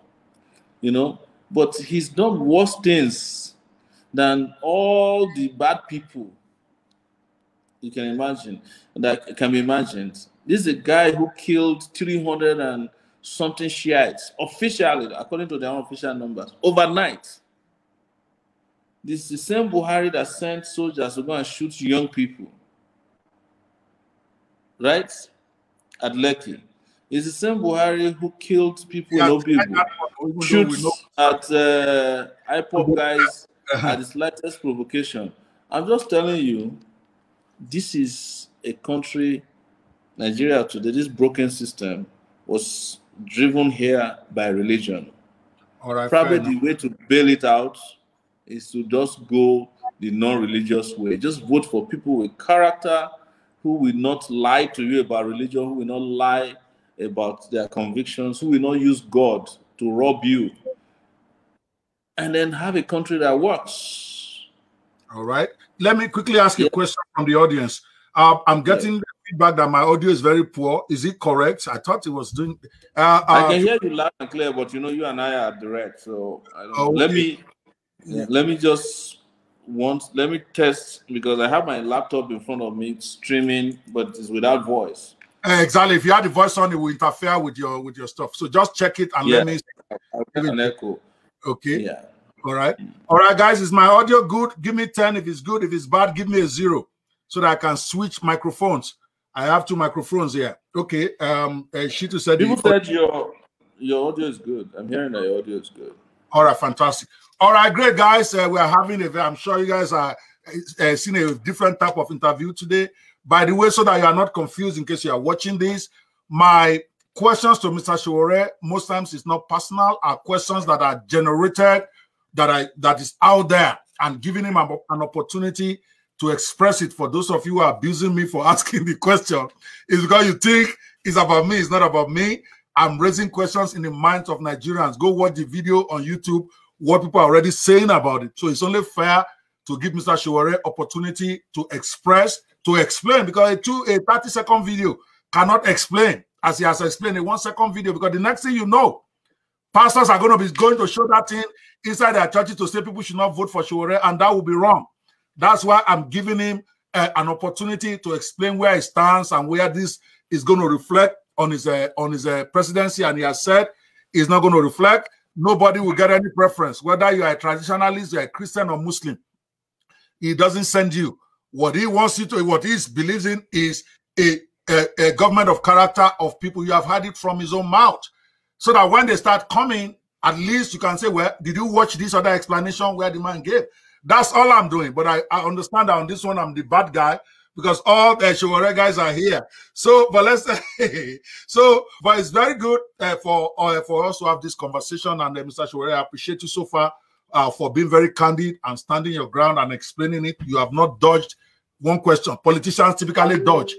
You actually lean into it and punch right back in the face, and that is very good. Makes my appreciation of you even bigger. So let's get to some of the the questions on the table that I have.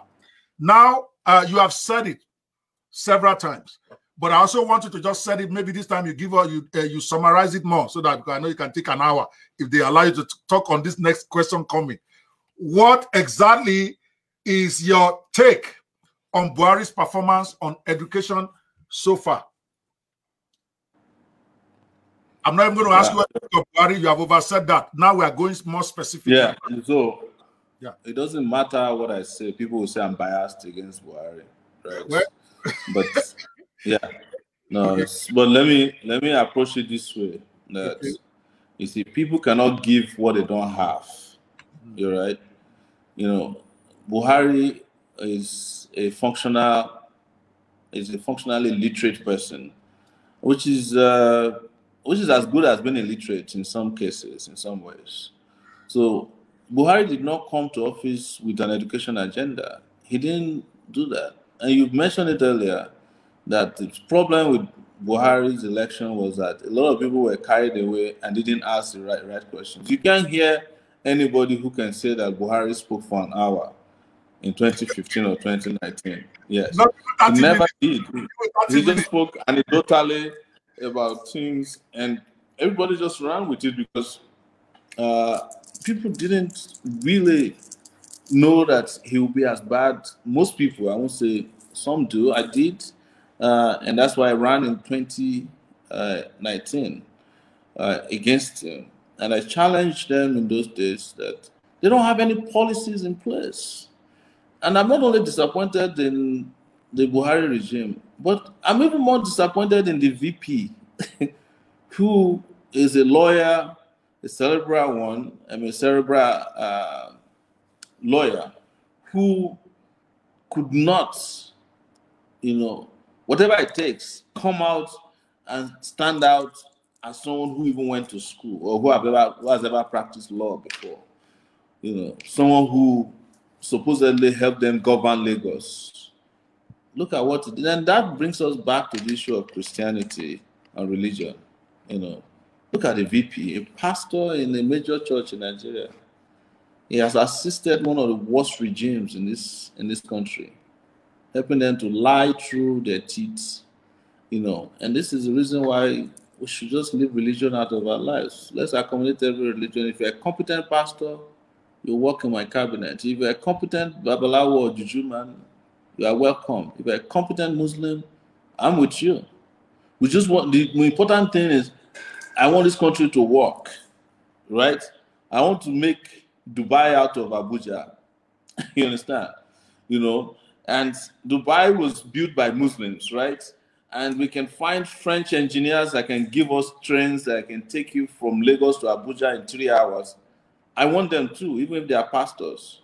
But I'm not going to work with you simply because you carry your religion on your face, because I know what that has done to our country. So Buhari, in a nutshell, didn't come with an education agenda. And the truth is that somebody who is uneducated cannot give you education. It's not possible. The man is stark illiterate in a lot of, we cannot lie about it. He has no idea what is required to educate people. But he interestingly understands the value of education, because that's the reason why he never sent his children to Almajiri schools. He made sure that his children went to, very good United Kingdom schools. I mean, in the UK, they went to school in the UK, and a lot of the schools were not even Muslim schools. They were Christian schools, because he understands the value of education, but he doesn't have the capacity to give to Nigerians the education Nigeria deserves in this century that we're in. And that's the problem. I think I've lost you. I can't hear you anymore if you're still speaking. So all right. Just so that you... Okay, I can hear you now. Okay, I can hear you now. The wrong microphone. Okay. So Buhari never had an educational policy, right? In fact, the man he appointed as his education minister is not supposed to be a primary school headmaster. They don't know what they're doing there. Yes. Look at under Buhari, university lecturers went on strike for 9 months. 9 freaking months. In the US, that's like 3 semesters. Right there. We lost it. And they didn't do anything about it. Ask them about funding of education. Nothing is done in that direction. They don't want to fund education because they know that if they fund education and more and more people get educated, they won't be able to be ruling them the way they are ruling them now. But ask them how much money they are stealing or investing on Boko Haram and terrorism and other things that have dragged Nigeria down. Billions of dollars. Why is education not a priority? Because the man is uneducated. He doesn't understand what it takes to give people education, but he knows the value of education because you could tell that by what he did to his children. Even the last daughter graduated from a UK school, Hannah, the one that got one guy detained for 10 months in the DSS over her phone number switch. So I have not found an education policy on the side of because when you talk about education, Dr. Banwo, you talk about policies. You know, if you go to a county in the US, they have education policies that are dynamic. You understand? When COVID came, it didn't catch the US government and the counties and the states unawares. They had already been thinking ahead of virtual education. So when COVID came and shut down the physical classroom, they just switched over to virtual classrooms. And by the way, I had spoken about virtual classrooms when I was campaigning in 2018 without knowing that COVID would come. These things are on the internet. All right. That we will live through a period where our children in Nigeria can be provided education from wherever they are and can also get the kind of education that children abroad are getting, because these days you can actually connect a classroom in Nigeria to that of a good school in the UK if you want and get the same kind of education if they let you do it. That is where we're going. Yes. Okay, so I agree with you. From what you have just said, you have clarified clearly that you believe that Buhari's government has failed, principally on educational, on the education system in the country, because the man cannot give you what he doesn't have. A man, so he's basically living a contradiction. He himself doesn't have the education, but he believes in the importance of it, so he sends his children abroad. And I'm thinking that's one of the major problems wrong with our country, where the leaders, and the question is coming out of that, where our leaders can afford to leave the majority of Nigerian youths or Nigerian people in the lurch because they have alternatives. Many of them have second citizenship so that they know that scatters they can run. Some of them have money stashed abroad that they're going to use, that they're using to train their children. So why should they care about the poor people in Nigeria? On that narrow topic, because I'm coming up with a bigger topic on, later, still on this education thing. On this topic of where our leaders can have the effrontery and audacity to go be training their own children abroad while they abandon the systems in Nigeria, or where they travel abroad to solve their own problem. How will you make sure that doesn't happen in Nigeria again if you are to be president? Because until... Sorry, go ahead. If you understand what I'm going, I was going to explain a bit. Go ahead. No, but please land. Ask your question clearly. All right. So that, like I said, I'm going to. This is just one instance of addressing problem of education that I want us to focus on right now on this question. More are coming. In other words, what can we do to make sure our leaders do not abandon us here while they go and train their own children abroad? Go, sir. Yes. Well, there has to be a policy towards that first and foremost. But I don't want to discuss policies that are symbolic. What do I mean by symbolism? You can have all your ministers swear by whatever, and say that they will not send their children abroad as long as they are serving under your government. If that would be something that if they swear by that, they will not. Christianity. We can bring Ahmad Yoha to exactly. And make them swear. Nobody will violate it. But they swear by the Bible, they will violate it. They swear by Quran, they will violate it. They don't believe it. They don't respect it. Anyways, yes. That's a joke. Anyways, yes. Yes. On the lighter side, but you see, that's symbolic, right? What we need to do is to invest in education. Education is such a big deal for me. Like, I cannot think of, leaving Nigeria in a situation that it is and not change things around in 4 years. that, you know, I'll take everything, I'll turn everything around So you might as well tell into this question so that, in other words, I was going to ask you, what specific policies will you pursue to implement to improve Nigeria's educational system so that you can then go deep? Because I can see you're already going there anyway. So let's do that. So that's it. Yeah. So yes. what I'll say to you is that, look, first, we have to recognize that education can no longer be run on an analog system, right? Okay. We have to go digital with education. You know, the fact is that at this point, there is no reason why every secondary school, every primary school in Nigeria doesn't have internet connection. And to the extent that subjects, and listen to me now, you know, subjects that may not have teacher in a school can be taught by a teacher who's competent from another school, because we can make it virtually possible. Or even get Nigerians abroad. And this might look like haughty to you, who might want to teach. Some of them are retired, they're sitting there, they don't have anything to do, who can be teaching Nigerians from wherever they are in the world. So we have to have a platform of technological system that runs our education. Technology has to be a background of education first and foremost. And then I'll go into enrollment of kids, right? I said it before, and now some of them are practicing it. I will make it a felony. You know, I'll run to the National Assembly and make it a felony for a parent not to send their children to school in Nigeria. Because in the US, where you and I come from, if our kids don't show up twice in 2 days in school, it is not the principal that will call you, it's the police that will come to your door. I agree, 100%. Why hasn't your son or daughter been in school? Yes.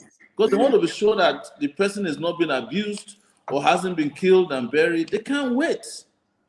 If we don't get to that point where education is so compulsory and parents are shamed or even criminalized for not sending their children to school, we are not going to get it right. We're not going to get our enrollment level now, which is at about 50%, to at least 90%. The world average of enrollment, even in countries that are war-torn countries, Palestine, is like 89%. Nigeria is between 50 and 54% of enrollment of kids.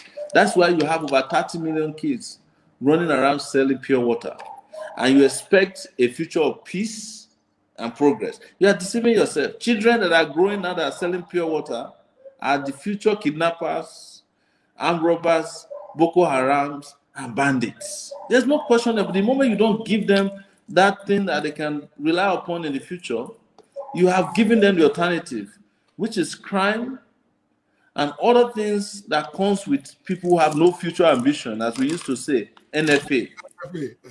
Yes. So, but you have to have a policy that determines that this is what, you know, we have to break this down to the number of desks that must be in a primary school and invest in it. Number of chairs that must be in a primary school and invest in it. Number of teachers, number of block rooms. It is a crime for a local government chairman to be able to build a house worth 50 million naira, and we cannot invest in any local government 50 million naira in education, on books, on examination, on technology. How much, Dr. Banwo, does it take to buy a desktop? In Lagos, you can find desktops for 60,000 naira. Desktops that can at least, you know, carry a number of programs that can teach kids. And you can at least buy 6 of those per classroom, even if people take turns to use them. But in Nigeria, that money that's supposed to be used to equip a high school will be stolen by one person. They will go and build mansions in every city there is. One will be in Lagos, in Abuja, it will be in the village, whereas the schools are in bad condition. So we have to increase our enrollment. We have to fund education, right? And we have to, like I said, build our educational future on technology, such that when our schools are not doing the job it does now, which is actually emboldening people in ignorance.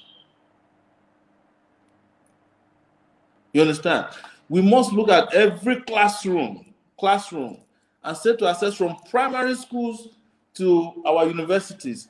We must embrace classroom size.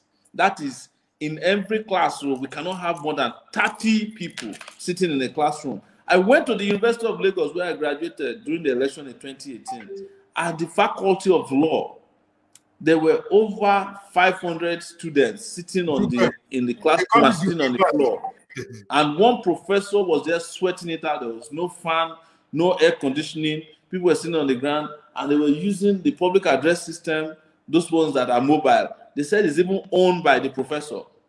And the man was struggling because the battery in that public address system was dying.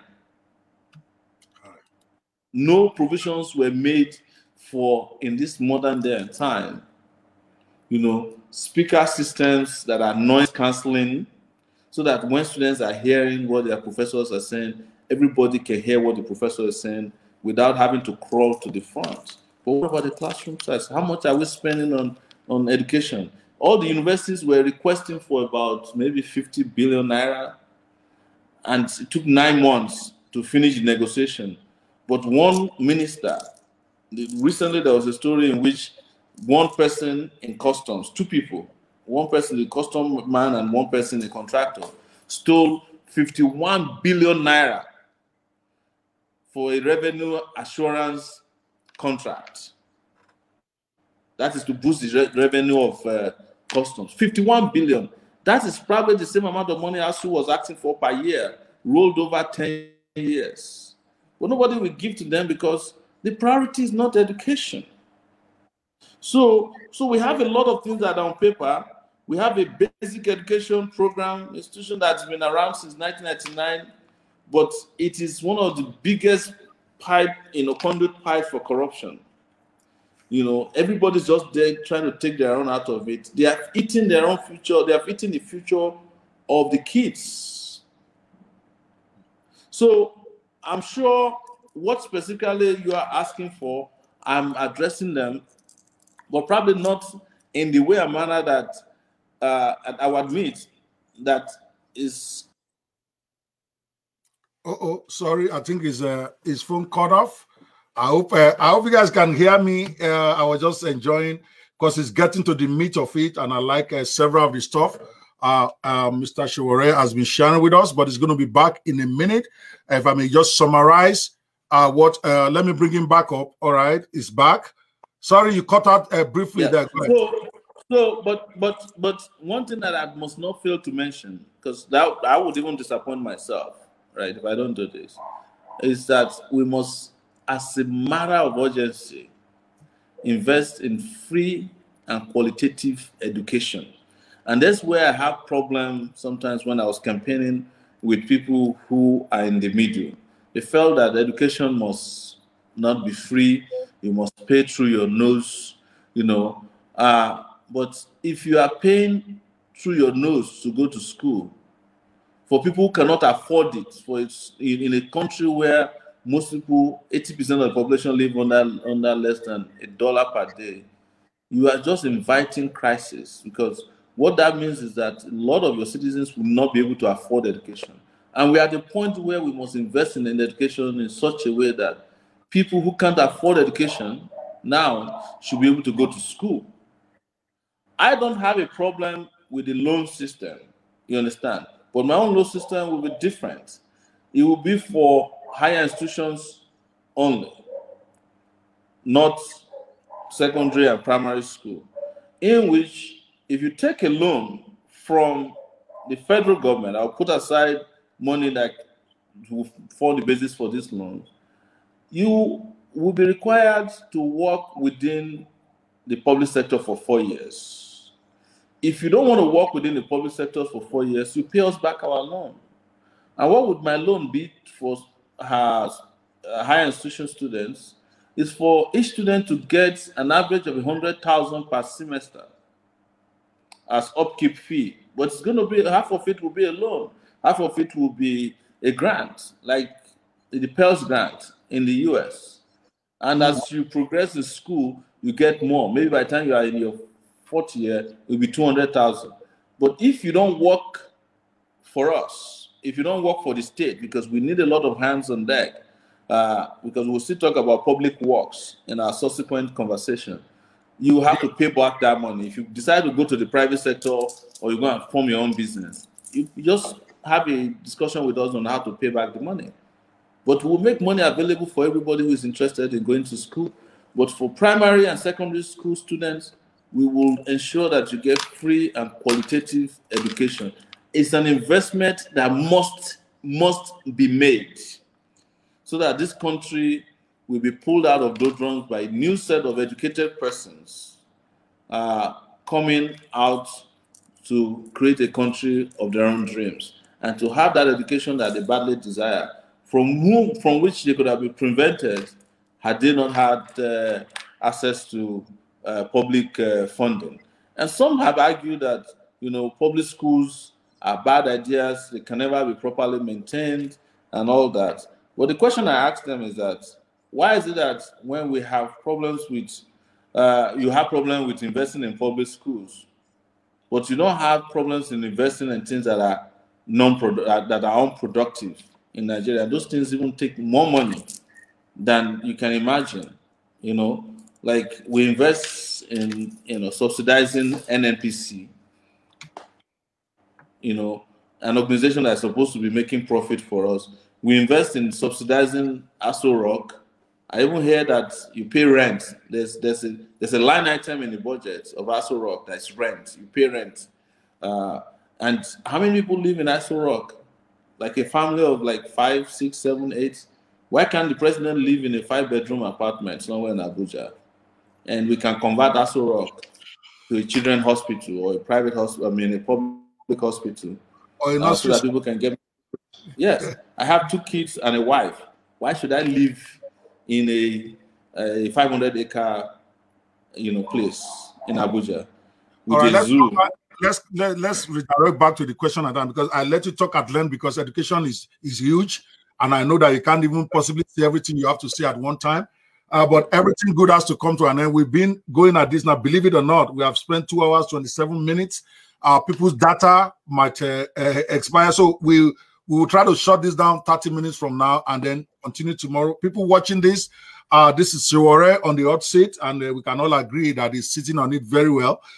He's explaining some of his policies as well as his opinions on what is going on in the country. It is important for us to do this. I've said it many times. We all go on rumor without hearing from the horse's mouth, or we see one clip of video and then we say this is what somebody stands for. The whole idea of this hot seat series is to give everybody concerned an opportunity to at least explain. We don't have to agree. You don't have to agree with him, but at least he's on record. And that is why I am putting the questions itself, whatever question is answering on the screen, so that when we cut out the video, the question will go with the responses that we are receiving. And I have to say, Mr. Sowore, you've done a great job responding to this. It's a very deep question, and I'm going to summarize quickly, then I'm going to ask some very pointed questions, if that is okay with you, sir. What they have said that I really like, that I'm sure a lot of Nigerians out there may like or not like, and now I'm mixing my own opinion in here. He has said, I will need to recognize that we need to go digital.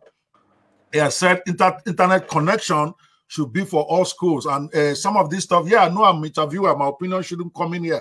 But really, it's absurd if we can't prioritize that. It's schools, we're not even talking about individuals. So I'm with him 100% on that. Enrollment of kids in school, he is saying it should be a felony.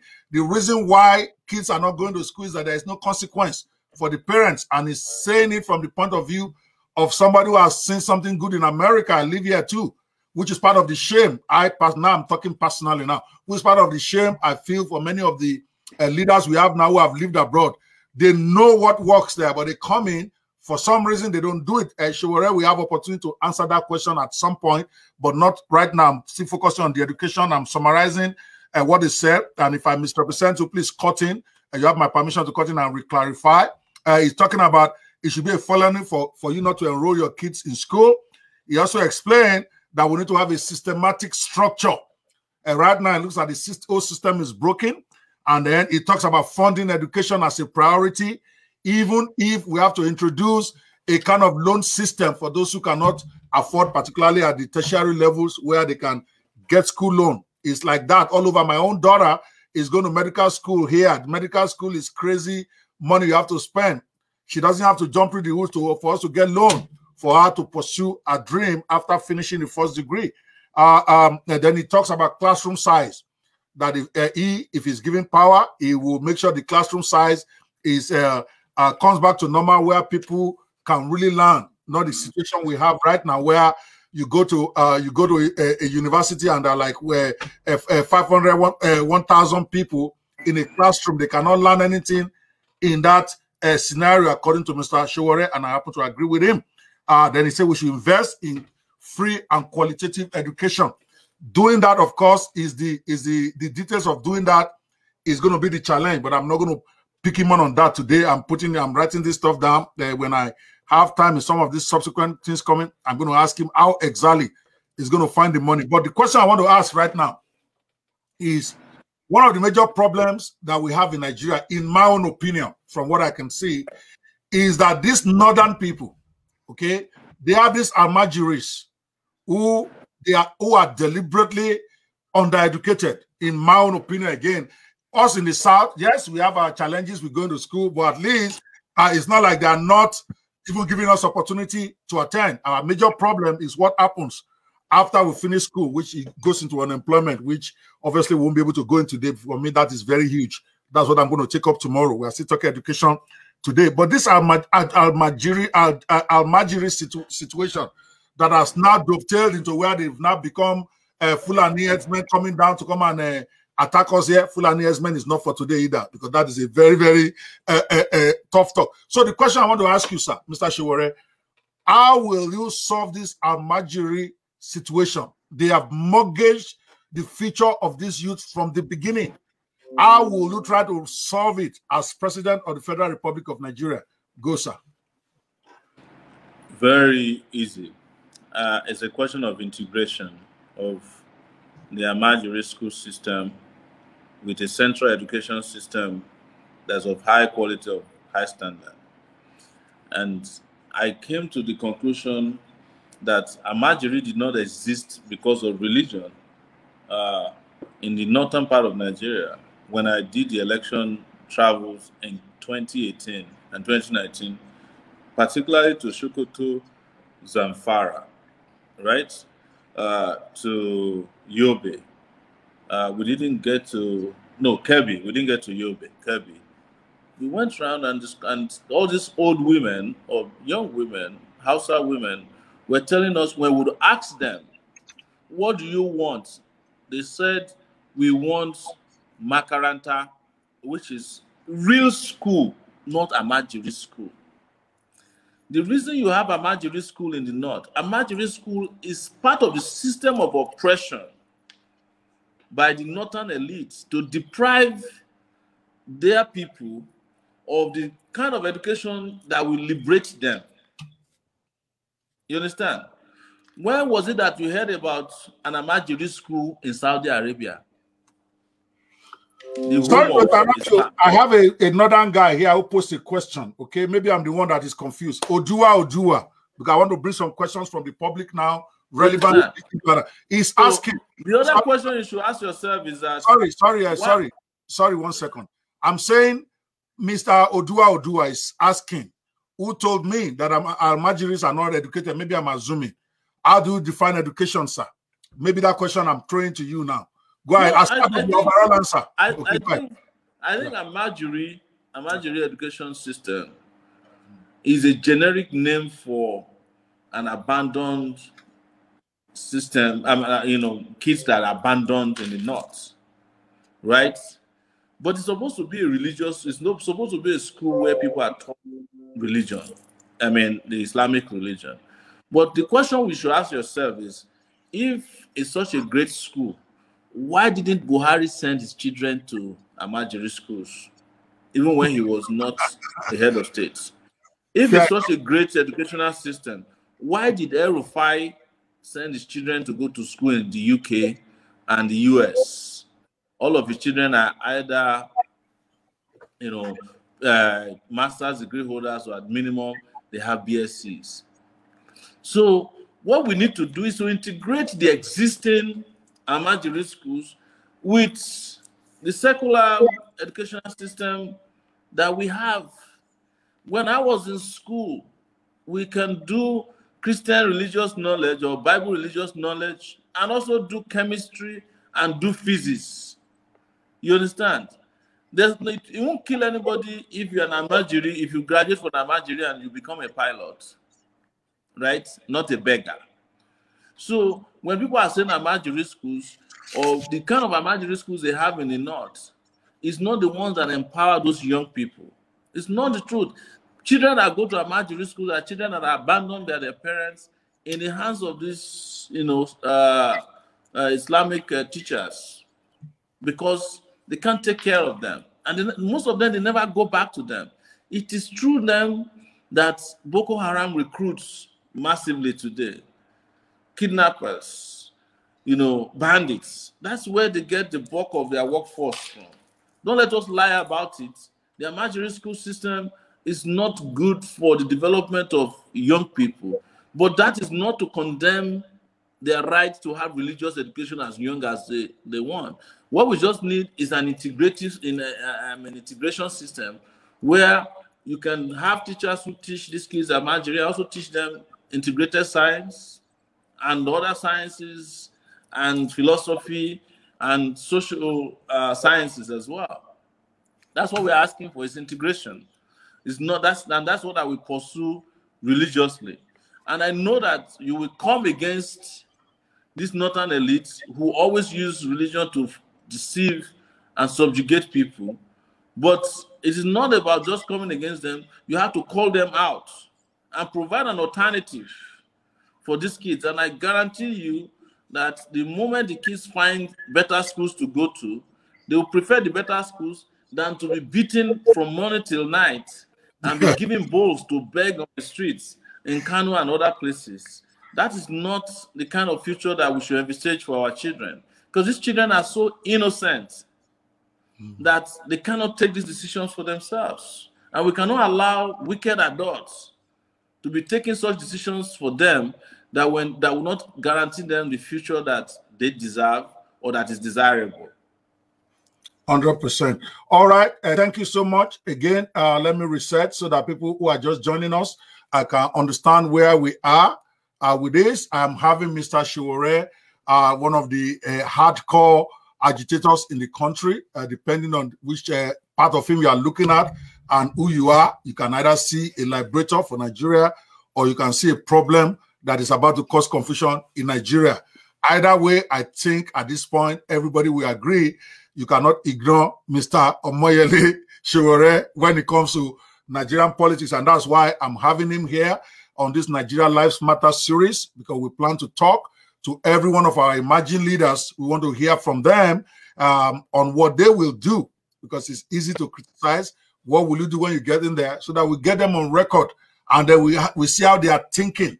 So that way we can be able to say, oh, is this man likely to take me to the promised land, or just a blowhard? And I have to say, Mr. Sowore has been detailed when given opportunity to be detailed, even though that is not often easy for politicians to do as to specifics. And I want to appreciate that. No, I'm going to see on this education. Again, we are going to be ending this in another 20 minutes. We have been going on for like 2 hours. So we want to make sure it's a 3-hour interview, particularly out of deference to those of you who are using your data to join us and conserve your data. We'll be back again tomorrow, same time, to take on the issue of unemployment and how Mr. Sowore will solve it, along with this, the remaining part of my questions on education. But I have one that is, from what you have said, you mentioned something about investing in free and qualitative education. And I think that anybody who has any sense will agree with that. But the problem is, and I'll take you back a little bit into history before I hit my main question for you here. Many people, and again, which I'm saying what is out there, not necessarily my opinion now. Many people, when they're trying to identify the problem of education in Nigeria, they trace it all the way back to Jakonde.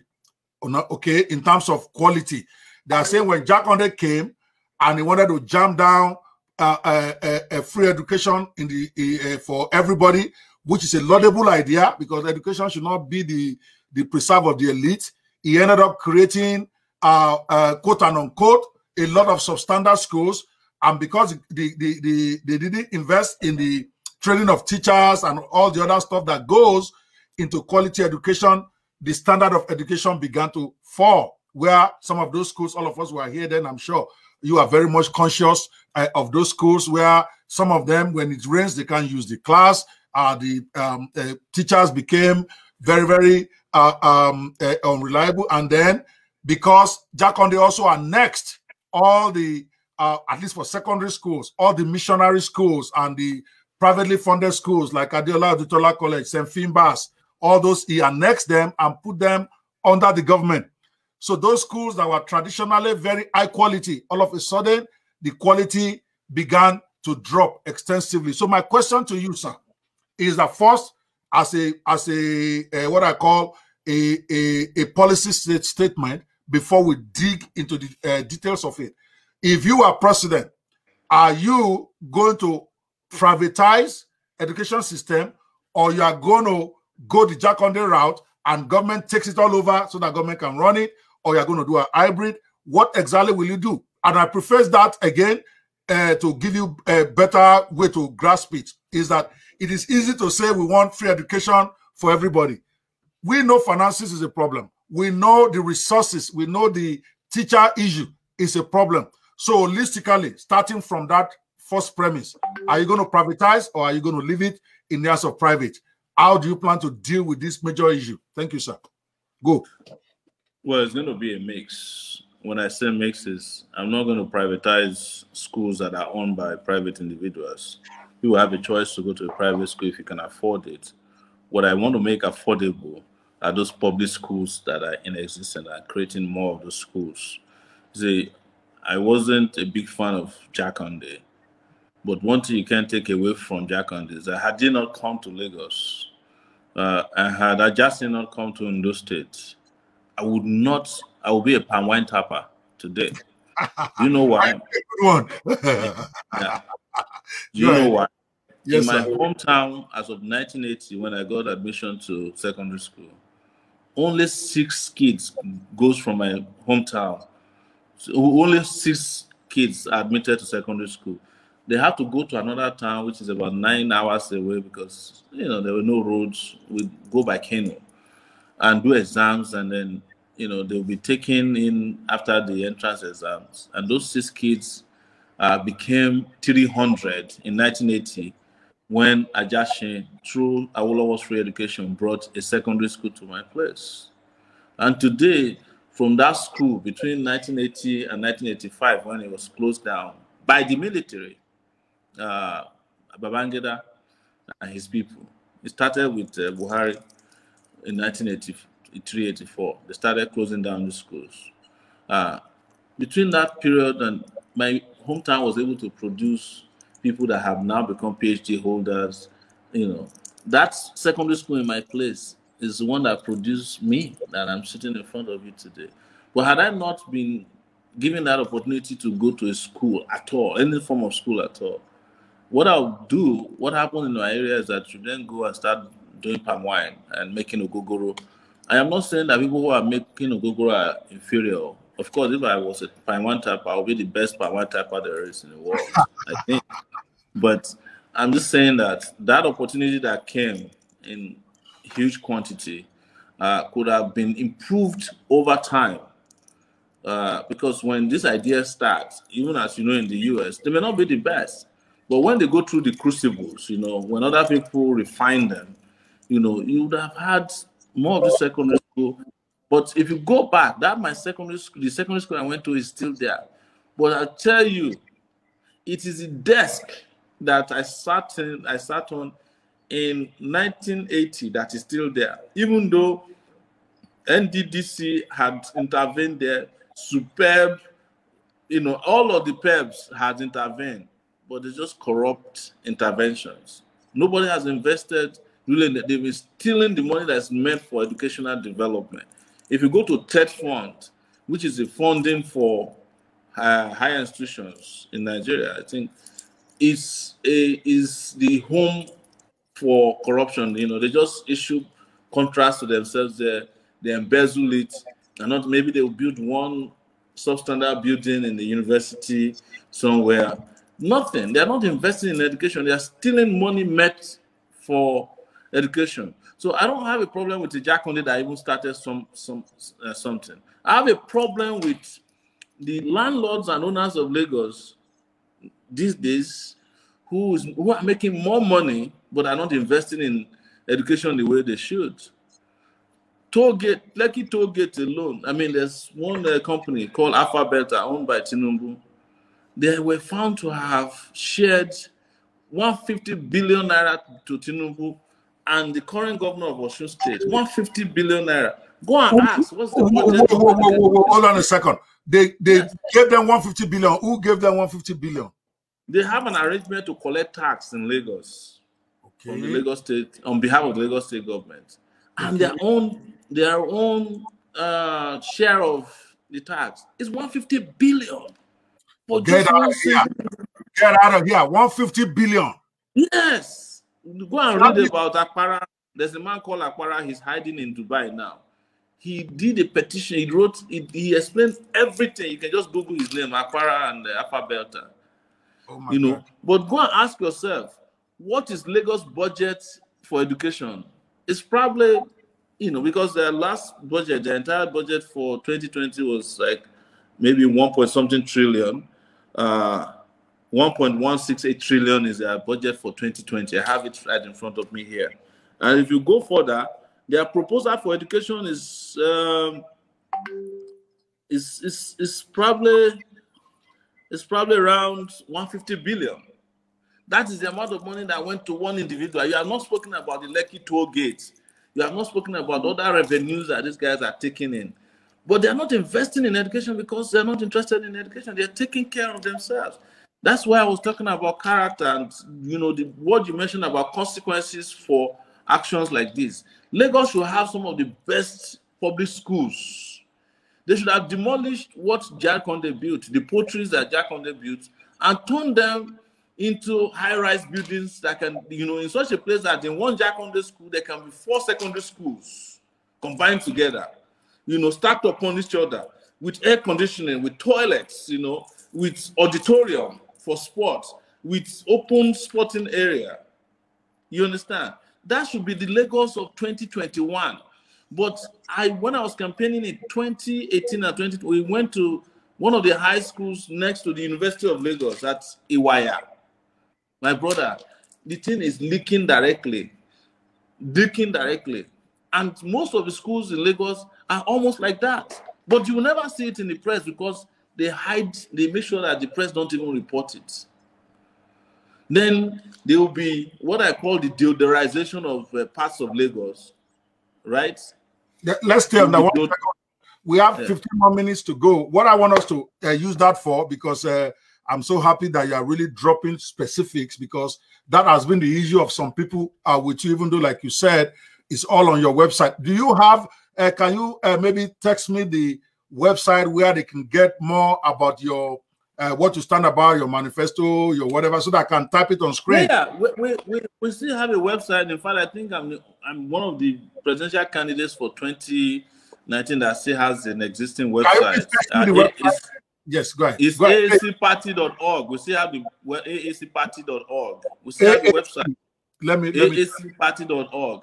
And we explain all. In fact, what then became the situation, Dr. Okweman, was that the ideas we put up in our manifesto, this government started stealing the ideas. And we're happy that they have something to steal other than money. But the problem is that they can't even implement the ideas. Did I get that right? Did I get it right? A lot of the ideas, yes. Okay. Go ahead. Yes, that's it. And one of the things we did during that period was also to explain how we would fund all these programs. Okay. We broke it down, including looking at the tax to GDP ratio in Nigeria. We have the lowest in the world. Our tax to GDP ratio is 6%. Ghana is 15%. So we are under collecting taxes. The reason why they are under collecting taxes, by the way, is that there's free oil money, number one. Secondly, if people pay taxes, they will ask questions.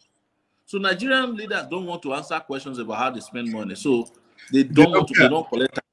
They just share the oil money. Okay. Yes, they prefer to share the free money, free booty, then because they know if they collect taxes, Nigerian will ask, what did you do with my taxes? So as a result, we have the lowest GDP to tax ratio almost in the world. Ghana has 15. The percentage of GDP to tax ratio for the rest of the world is about 17% or thereabout. We are 6%. They're not collecting taxes. They're not interested in collecting taxes. Even when the taxes they are collecting, they're embezzling it.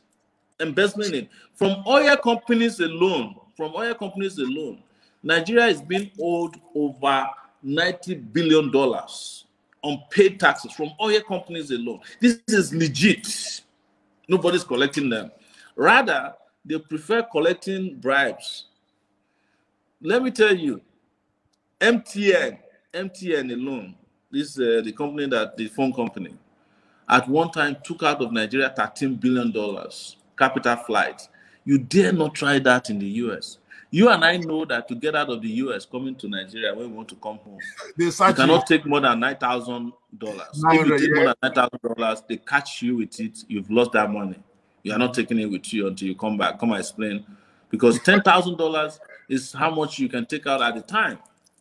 So, but we don't have all these policies because people are more interested in their personal, comfort and interests. And greed has become the official policy of people in government. All right. Very personalized greed. So I just went in that direction to explain to you that not only are we discussing these matters around these policies of education, but we have figured out how to fund our educational policies. We have figured out how to fund our infrastructural policy. We have figured out how to fund policing, power, the power sector, how we want to introduce the energy mix. And I know we are not getting there yet. We'll discuss that in subsequent events. I'm sorry, I didn't want to interrupt you. I wanted to make us, because we have, in fact, a fight has broken out in the threads between your fans and those who are against you, and I'm loving it. So what I want us to do to spend the last 15 minutes on is to take questions from the audience, because there's a reason why I brought you into this closed room so that people don't interrupt you. I want your views on the record, and I'm glad that you stood up to the challenge and were able to clearly and freely and without any ambiguity put your views across, so that those who have not been able to go to your site, like you told me the other day, those who have been too lazy to go to your site, at least they can hear you. And part of my own job in enthroning a good government, everybody's doing their own part. Some are forming association, some are doing this, is for me to let the views of all the what I call the new generation leaders. I don't want to have anything to do with any of the old ones. I've made myself clear. But who do we want to replace them with? It's important for us to know how they are thinking, because they can write anything they want. But when you are hearing a man say it, you can gauge his demeanor, you can gauge his articulate way of explaining himself, to be able to know whether there's somebody you can trust and whether there's somebody who can do what he says he can do. That's why we are doing this. And I'm not being partial to Sowore. Is the one I feel that if I'm going to do this series, is one of the most visible out there. He's got a very powerful fan base and is fair enough and he's willing. I've tried to get Fela Durotoye. He has not even responded to my call. Those who know him, please let him know I'm looking for. I know him personally. I've met with him. Maybe I have the wrong number, is why he's not responding. I want to talk to him too. I want Nigerians to hear from him. I want to talk to our man, I keep forgetting his name, the Christian brother who is running, that everybody also says very cerebral. If you have a candidate or you have an ambition to run for something and you want to hear your views, you can call me and we will schedule a sit interview. The only thing is not going to be a softball. We're going to ask you the tough questions. We are not here to make you smile. We are here to make you explain yourself clearly. So if it looks in the beginning that maybe I was antagonistic to Mr. Sowore, no, I'm not. The tough questions must be answered, and he has answered them. All right. So now let's take some questions from those of you. If you post your question, I am not interested in people who just want to be stupid. This is a serious talk. All right. It's a serious conversation Nigerians are having. I will post your question. And if your question, so I'm going to go in here and pick at random questions that I think make sense and that will present a challenge. Mr. Abe, the governor, you need to stop doing this. I'm seeing you out there. Obviously, you are somebody in government. You know, I know you. You are my friend. I will call you out. If you have a legitimate question for Mr. Sowore, please ask it. This is not, don't engage his fans in a debate. All right, bring it out. Now you have a question. I'll put your question out first because the first one I'm saying is saying, Mr. Sowore, can you agree to sign a legal binding agreement of what you will do your first 100 days in office? And if not done, agree to resign. All right, it's a legitimate question because we have had, even though the motive behind it may not be, because I don't deal with motives. Say what you have to say in public, and then we'll put it up there. And I think this is a legitimate question because we have had many leaders who promised. All right, and then we go there. Buhari is number one. I'm still very bitter about all of that. Where they promise and they get in there, they don't do. In your case, when you present your manifesto and you are voted in based on that, it's saying your first 100 days in office, all of you always list that. If you don't do it, do you want to sign an agreement to resign? Over to you, sir. I want to keep your answers short so that we can get as many questions for you as possible. All right, sir. Did you get it? Absolutely. All right, go ahead. If I cannot, in 100 days, in my first 100 days in office, if I cannot select a cabinet in my first 100 days in office, I'll resign. If I cannot select a cabinet. Right, exactly. Okay. Yes. That's you know, cold. that's on the lighter side. I know that's cold. That's Yeah, cold, so, right? But 100 days in office, you know, I have spoken about this before because, you know, our manifesto was spread out in what we call Spicer Heat, of which security was number one, the power sector, power was number two, infrastructure, anti-corruption, the economy, and restructuring of Nigeria, health, education, agriculture, tourism, and technology. Those are the things that we wanted to do, and we will do a little bit of everything within the first 100 days, right? And we've set it out. If I have a chance at another conversation, we'll discuss that. But signing a binding legal agreement, I'll do. I will swear by my Babalawo. There you go. Somebody has said it, even though, again, I was saying it on a lighter note, but in a way, I'm also saying seriously. These people, even the ones that call themselves Christian, they can swear by Bible, but they will violate it. But if you put Shango in front of them, they will not. They will be shaking. Yeah, because I don't know. Maybe we should consider that. You know, yeah, I can make our politicians sit up and stop doing criminal things. Okay, very good. Thank you so much for answering that. My worry is that they too will go and get fake Babalawo. They're going to get fake Shango. I know them. They will just go and arrange some fake Shango from somewhere. That would be a problem. All right. I'm trying to pick questions that are related to what we discussed today, but I guess I can just pick any. Okay. All right. Here is I'm trying to get some of your fans, or at least those, because you have more people here saying they are for you than those who are against. I want to get some questions from them so that, Sowore, what is your opinion about the insecurity in Nigeria and self-defense adopted by different tribes? I think that's a good question. He's talking about the Amotekun. He's talking about the, I don't know whether it's Oanese. I know they also have their own thing. So what is your, of course, I think he's indirectly talking about the Sunday Igboho. Yeah, go ahead. Yeah, I always said it, you know, that when I become president of Nigeria, even university campuses will have a right to have their own police. University campuses. Local governments will have a right to have their own police. The only thing I will ensure as president is standardized training. You understand?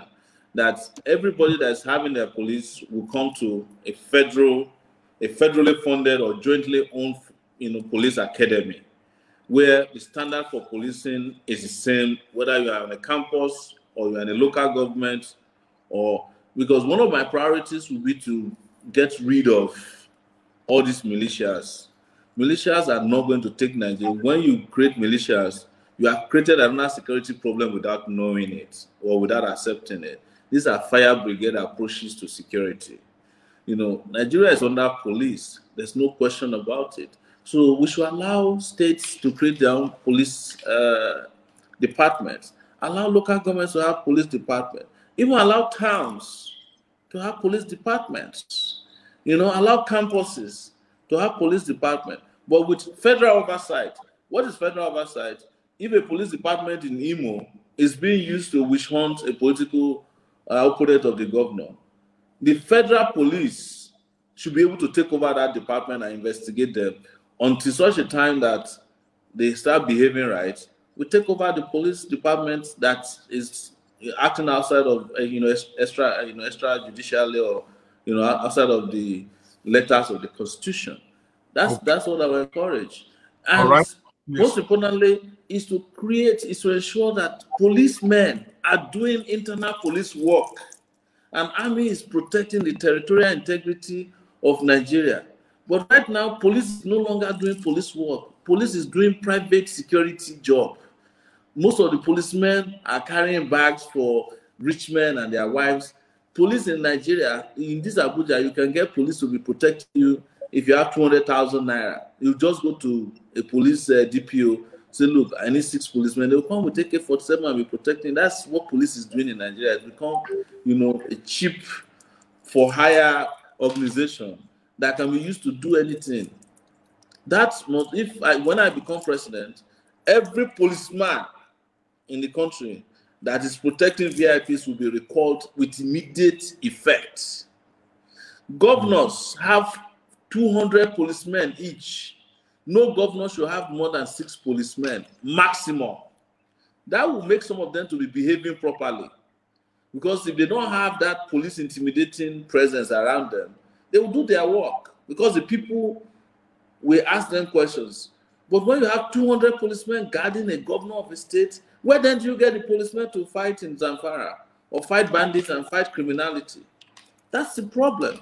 And then the army would be for the protection of the territory of Nigeria. But in Nigeria today, army is doing traffic work, so that they can collect money and extort money from people. Army is doing checkpoints and asking for paper. They're asking for particulars. Army will be asking for particulars on Nigerian roads. And, this country is absurd. All right. Thank you so much for responding to that. The next question I want you to respond to that somebody posted. This is one of the guys that have been very active on the thread. Now we are actually using the thread of the Nigeria Lives Matter. I know we are live in about 8 other places, but even on just this thread alone, there is literally 400-500 people on this just one thread. So I can only take so much before we have to shut it down. I don't want it to extend 3 hours. I think we're at the 2-hour, 40-minute mark or so. Actually, 2.5 hours. We started at 30 minutes past the hour. You said this would be for 2 hours. I know, but we're 2.5 hours. I have other meetings. I'm going to close it. That's what I'm trying to do. It's 2.5 hours. And that's why I'm trying to bring it to a close. Okay. All right. So definitely we'll come back tomorrow, but I had scheduled for other events. Yes, I know, and I apologize. I did tell you 2 hours. No problem at all. Right, so I'll just take 2 or 3 more questions so that we can close it before we're at the 3-hour mark. Now, Odua wants to know that we have a lot of Nigerians in diaspora. How can you get our vote to count, assuming you have the power to make this change? Go, sir. Well, I have said it. I am not going to lie to any one of you. With the current electoral system, there's no way votes will count. But let me... Oh, it froze, but it's going to be back. I think there is a... I don't know if they can hear him or if it's only me. Hold on. I'm just, before I step in there, Mr. Sowore is explaining. All right. I think I'm live. He's the one that is cut off. Can you guys hear Mr. Sowore right now? Because I think it's frozen on my screen. Can you, if you can't hear him, just tell me a no.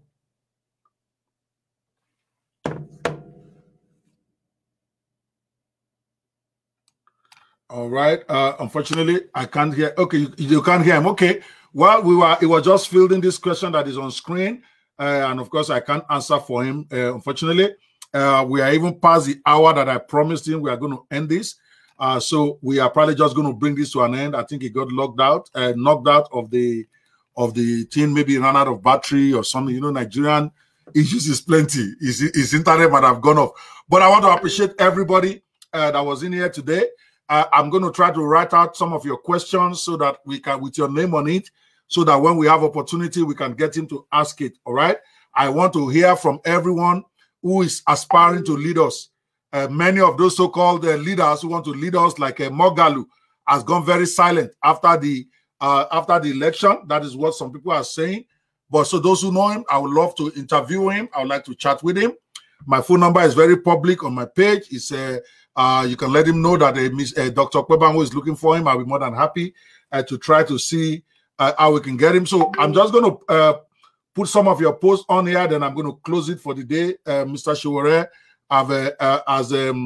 has done a great job coming in. Shola Frederick said Tinubu will bring liberation come 2023.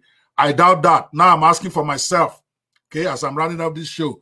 If he's going to bring liberation, he will have brought it. He's had 6-7 years and has been in government since forever. So I am not agreeing with that, but that's my own opinion. Sowore is not here to answer to that, okay? Then somebody says, Ogbeme Moses Wenanyon says, Sowore will finish you people. Well, that is your opinion. The man is being very clear what he stands for. And I'm very impressed with him tonight that he's able to just say it the way it is. Lawal Kende says, Omoyele Sowore, we the good conscience people of Nigeria are very proud of you. Go, man. These are people that are standing behind him 100%. I'm looking for more posts to put on here. There's a lot of nonsense posts here that are not relevant.